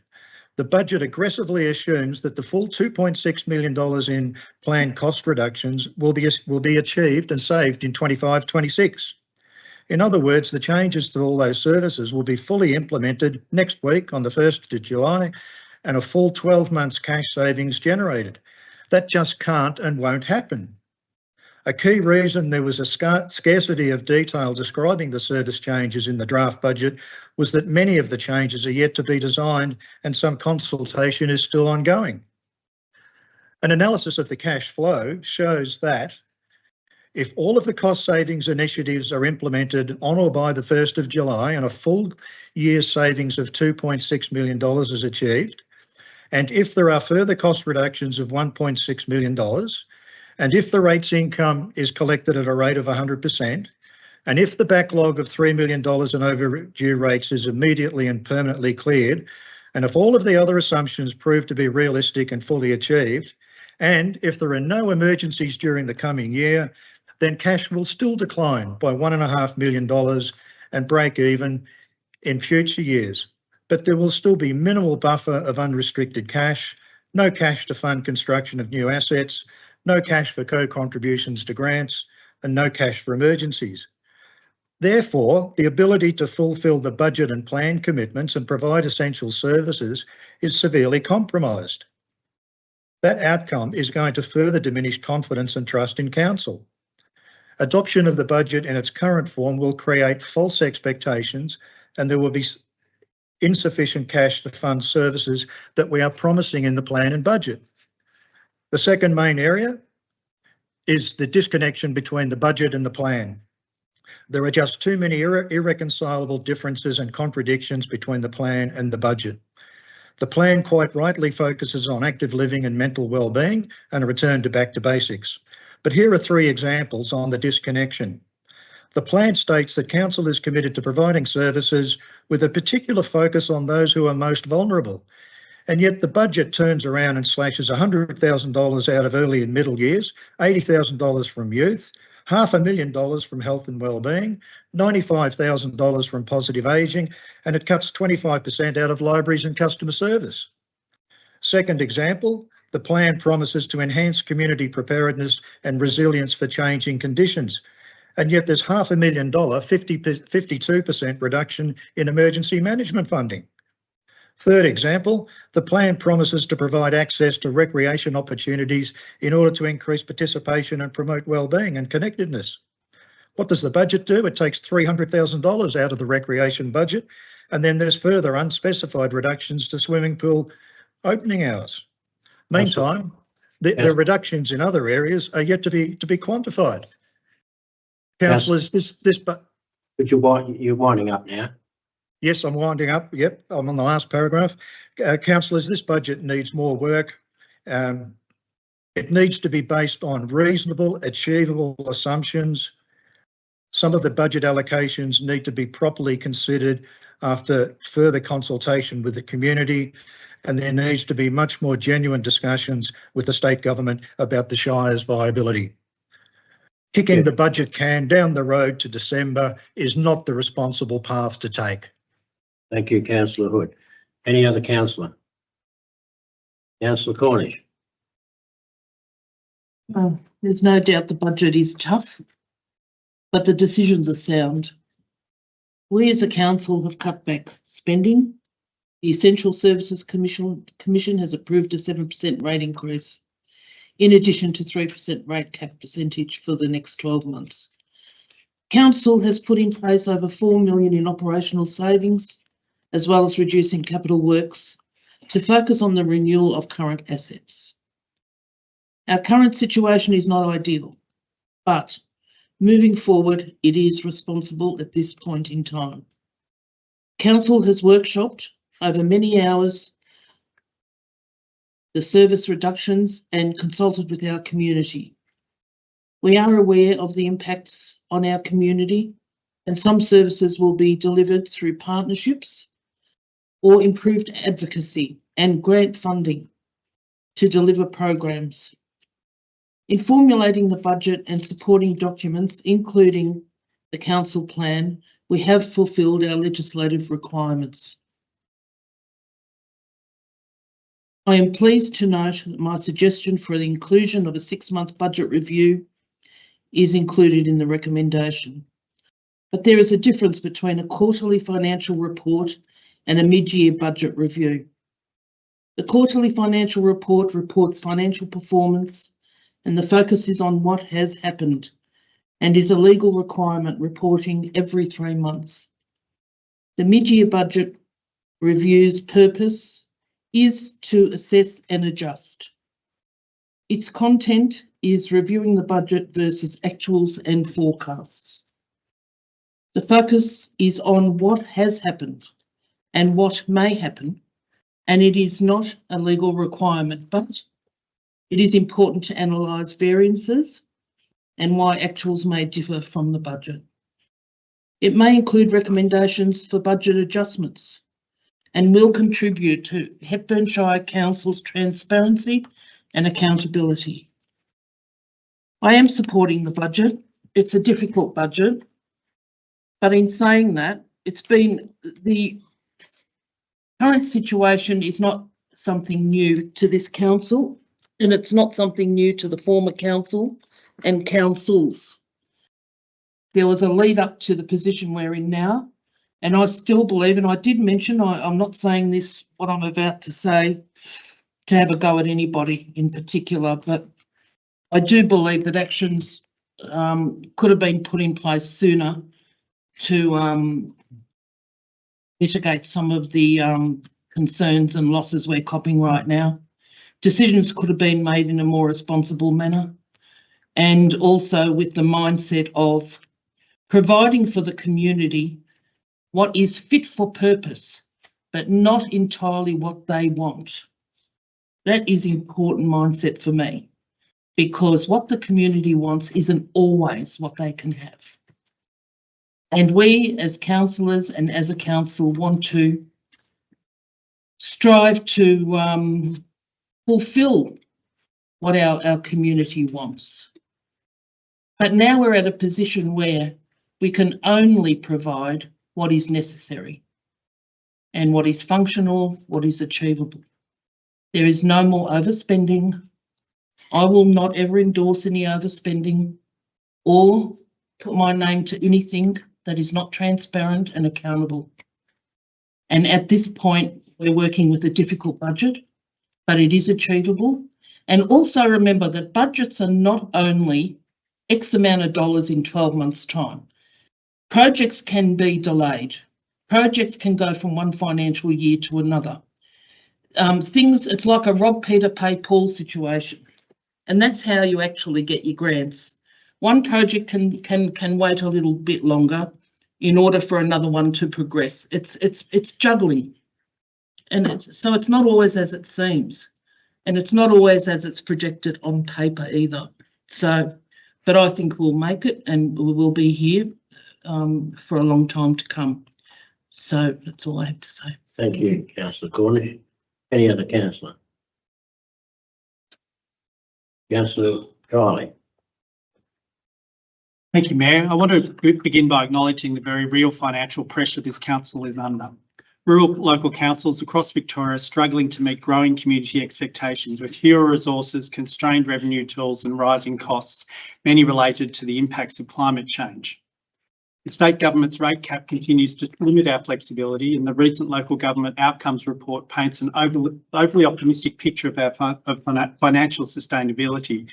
The reality on the ground is more fragile, especially for small rural councils like ours that deliver a wide range of important human services as well as core infrastructure. But financial pressure doesn't remove our obligation to make strategic, fair and future-focused choices, and that is where I believe this budget falls short. We are delivering 2.6 million cuts across the organisation, and those cuts are not evenly distributed. They disproportionately affect programs that support equity, social wellbeing and environmental responsibility. Let's start with early years. We're cutting 146 from early and middle years and youth programs right after the release of the 2024 Australian Early Development Census, which shows that over half of Australian children are not meeting key development milestones. We're also cutting $212,000 from sustainability, biodiversity and circular economy programs just a year after our successful FOGO rollout, in a time when climate scientists are telling us we have less than 2 years to avoid blowing past 1.5 degrees of global heating.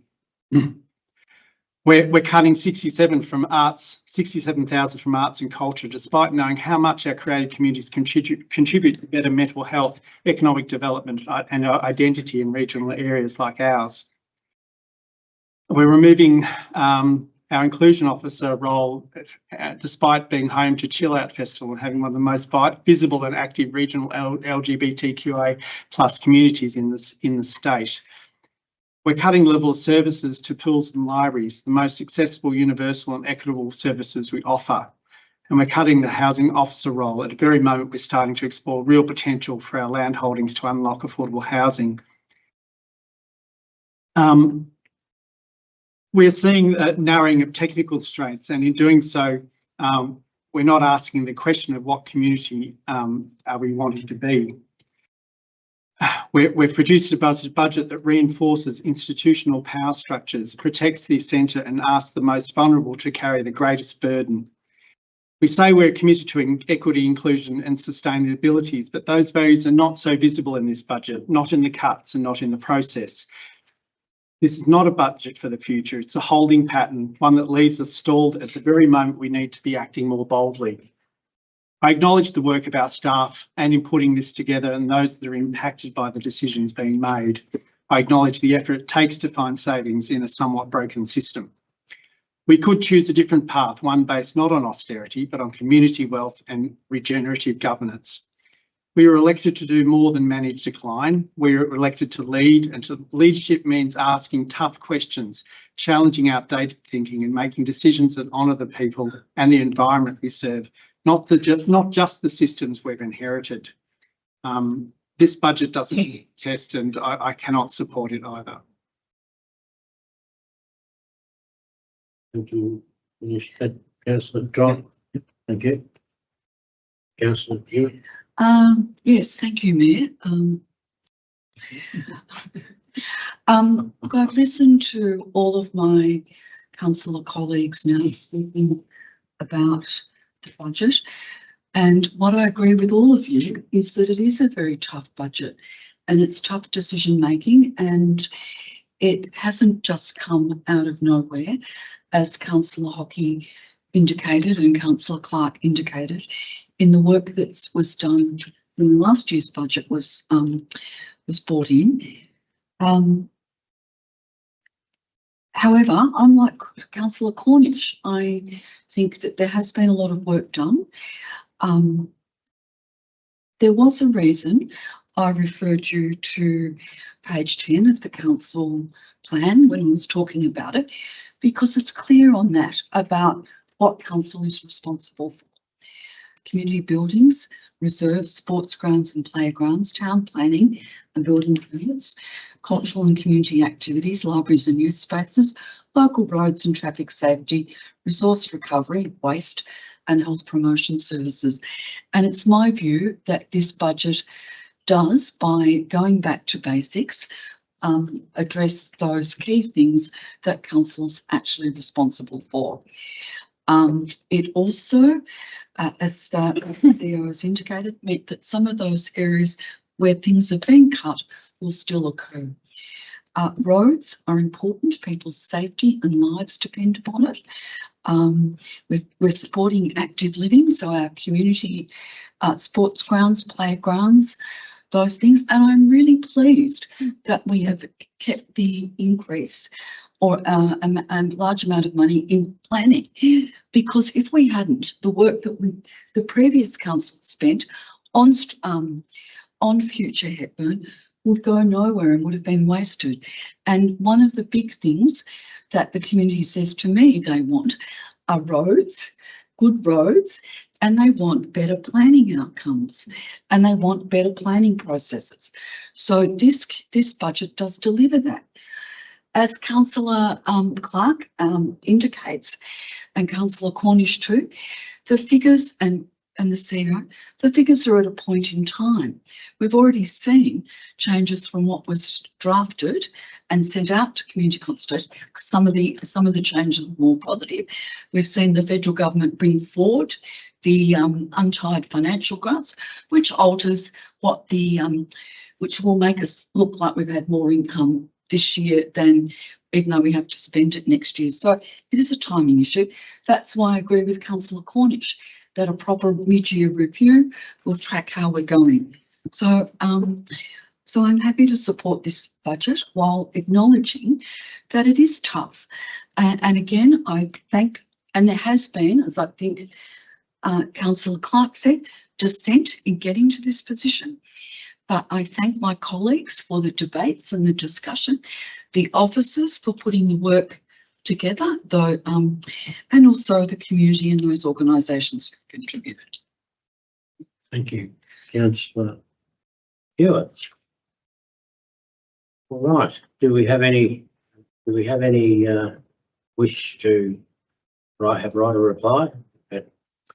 Not necessarily write a reply, but just to add that reviewing this meeting last year, it was noted that the cuts to customer services were coming.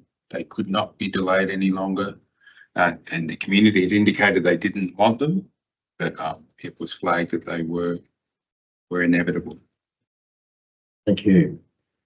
Closes the debate.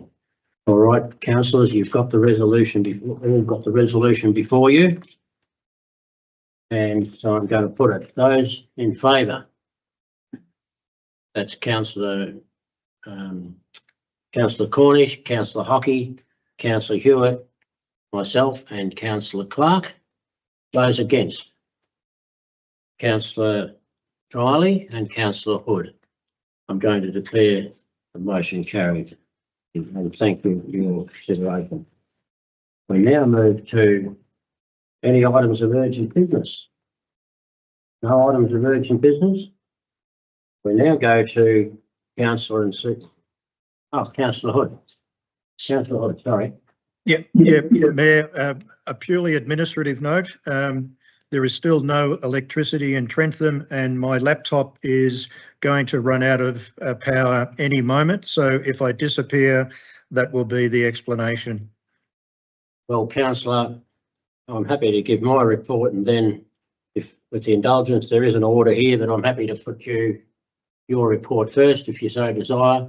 So that may help. But anyway, we'll see. I just wanted to forewarn you that no electricity still, and the laptop's almost gone. Okay, so thanks, Councillor. We'll see what we can do. That. All right. So the first report is my report. And since I haven't really had an opportunity to debate these important issues, but let's see where we get to. During the last term of council, a strategy was developed to allow continuance of the Hepburn Shire. This was developed before the upcoming council elections so that candidates knew what was ahead. The incoming councillors have worked hard to find ways to achieve what is required into the future. This has not been an easy task, and the community staff and councillors have left no stone unturned. We accept that what we are doing is going to have a huge impact at a time when costs are rising all around us. I've been very much to the forefront of speaking to politicians from both sides of politics to let them know that that we must be supported into the future. Council will not be in a position for some time to stump up co-funding for things that our communities see as important to their future.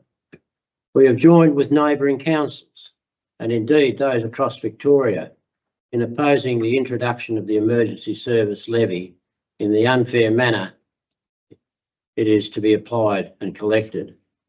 Council had to go through the most rigorous scrutiny in order to justify a rate rise, and yet the very government that rightly demanded this level of proof was able to simply legislate to impose a tax on some so many times the level of what we proposed. To add insult to injury, was also legislated to require local government to collect it on their behalf. As we rebuild the finances of the Shire, we need to be mindful of those staff who will not have a position and give them as much understanding and support we can. For those having trouble with payment of rates, I urge them to please make contact and make an arrangement for a payment plan. This is certainly available to those in need. The budget has increased the pensioner discount by $21, as well as there will be a reduction in the FOGO collection, $40. Not much joy, I'm afraid, in these tough times. On a nicer note, I recently attended Parliament House to support local Trentham and Lionville identity Annie Smithers when she was presented with an award given by the French Agricultural Ministry. The award recognised her contribution to the promotion of French cuisine in Australia and was presented by the French ambassador. Because Parliament was sitting, many politicians joined the event, and I took the opportunity to let them know of the difficulties facing small rural councils, as well as the effect of the emergency services levy, and certainly did not forget to let them know of the impact of overhead power lines whilst I had the chance. These are just a few things that councillors and mayors do day to day, and reading and understanding all of the submissions relating to the meeting has been a monumental task, and to be assured all submissions were read. Thank you, councillors, and thank you to the community for all the work they've done. Thank you. I now call upon Councillor Hood. I'll use my discretion to jump you ahead. Councillor Hood, go ahead if you give your report. Thank you, Mayor. I appreciate that. I only want to briefly mention one quite extraordinary event that I went to this afternoon at the Mechanics in Trentham. It was an event organised by a group called Women for Change, and the Trentham branch of Rural Australians for Refugees. And there were three incredibly impressive women making a presentation at that function. There would have been 150 people at it. The three ladies were from Afghanistan, and this is an initiative where they're fundraising and have created schools for young women and girls to be educated in Afghanistan, which is incredibly difficult given the ruling Taliban in that country. And another gentleman, an Afghani gentleman who's been here for 8 years, is cycling 4,000 kilometres around Australia. He literally arrived into Trentham this afternoon during this function. It was an incredibly uplifting and positive function to hear of the wonderful efforts that these people are making under extremely difficult circumstances to support people back in Afghanistan, particularly girls and women, but also in supporting refugees assimilating into the community here. So that was just something really positive to be out this afternoon. I just wanted to mention that and give credit to those community groups who organised such a great function. Thank you, Councillor Hood. Councillor Tony Clark. I'm sorry, Councillor, but we've managed to accommodate somebody. That's what we should be doing. No, absolutely no problems. Thank you, Mayor. Look, my report too will be reasonably brief. I just want to acknowledge the wonderful effort of the local community group in Melbourne, the Historical Society, that organised the recent honour roll, which is to recognise, people who've contributed majorly to the Creswick area. And I too just want to note those people.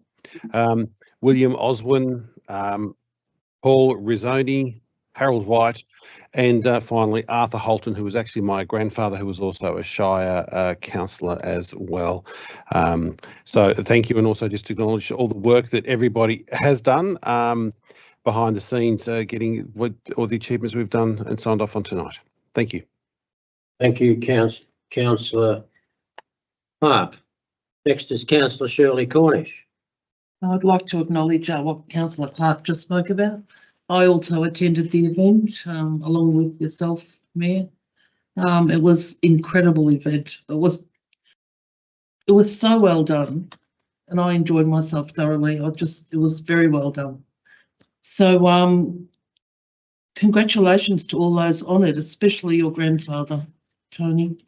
So and we're progressing on another issue, the project advisory group for Glenlyon Pavilion. So a report will come to council in August regarding the options that the group have decided upon and a way forward with possibly a new pavilion or renovating the old one. But a report will come to council shortly with that. We worked very well together. We had 4 meetings every fortnight.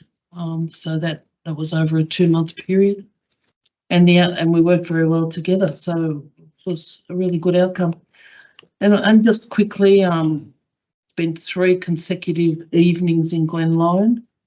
One was for the Progress Association meeting, which of course the budget came up, and I, along with Councillor Hockey, sat there answering questions about the budget. And then a second night in Glenlyon, also budget issues with other councillors. And a third night was the PAG meeting. So it was a Glenlyon week that week. Yes. So that's all I have to say. Thank you. Thank you, Councillor Cornish.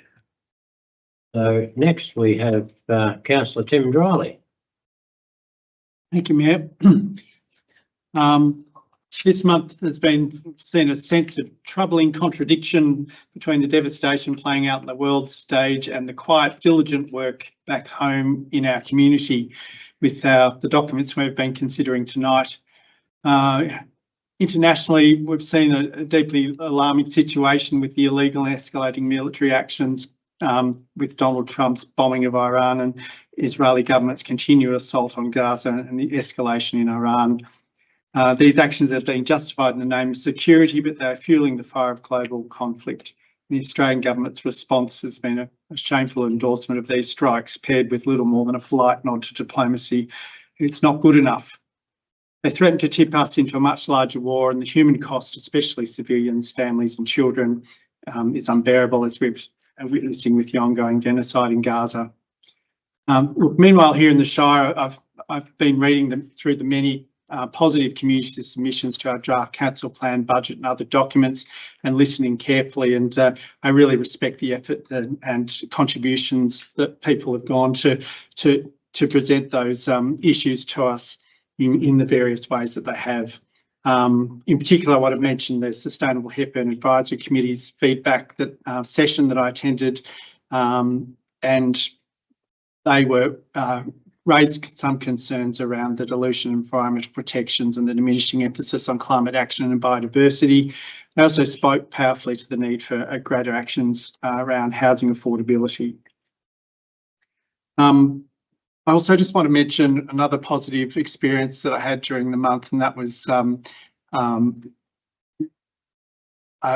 walked one of the final legs of the York Justice Commission's Walk for Truth.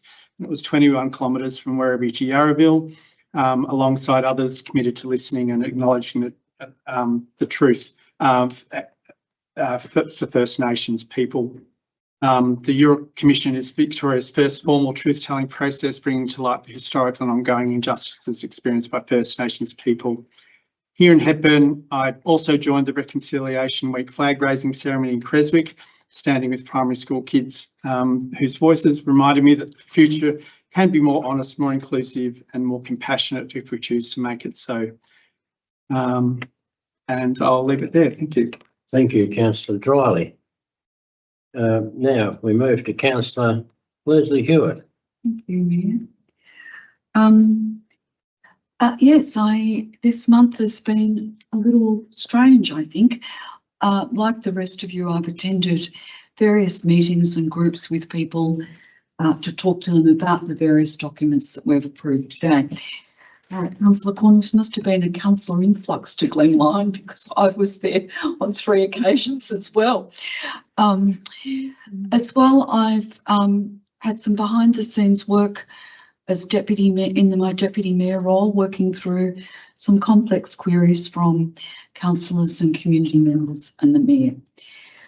But I wasn't able to attend the Creswick Honour Roll, but there have been some interesting community events. In particular, I was invited by Don Harvey from the Agricultural Society to attend the Western Region Poultry Club show at Victoria Park, which was actually fun. And of relevance to the Victoria Park Master Plan, the Western Region Poultry Club see Victoria Park as their home ground. And it was something that they come from all over Western Victoria, and it was something that I thought one of the great things about being in council is that you get to see aspects of the community that you would never come across in your own networks or your own life, in all the things that you do.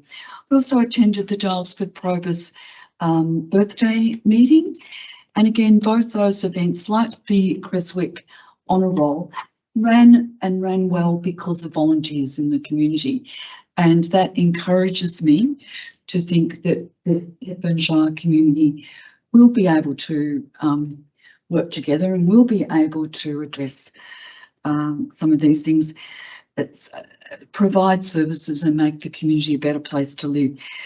I guess, like Councillor Drylee and probably the rest of you, I've been a little overwhelmed over the events of the weekend, not being sure how it's all going to pan out or what consequences there will be, and comparing the decision making of us in local government with the decision making at other levels of government, and thinking, well, yes, I'm pleased I'm at this level, rather than having to contribute or make. And our decisions have consequences on our local community, as we've all acknowledged.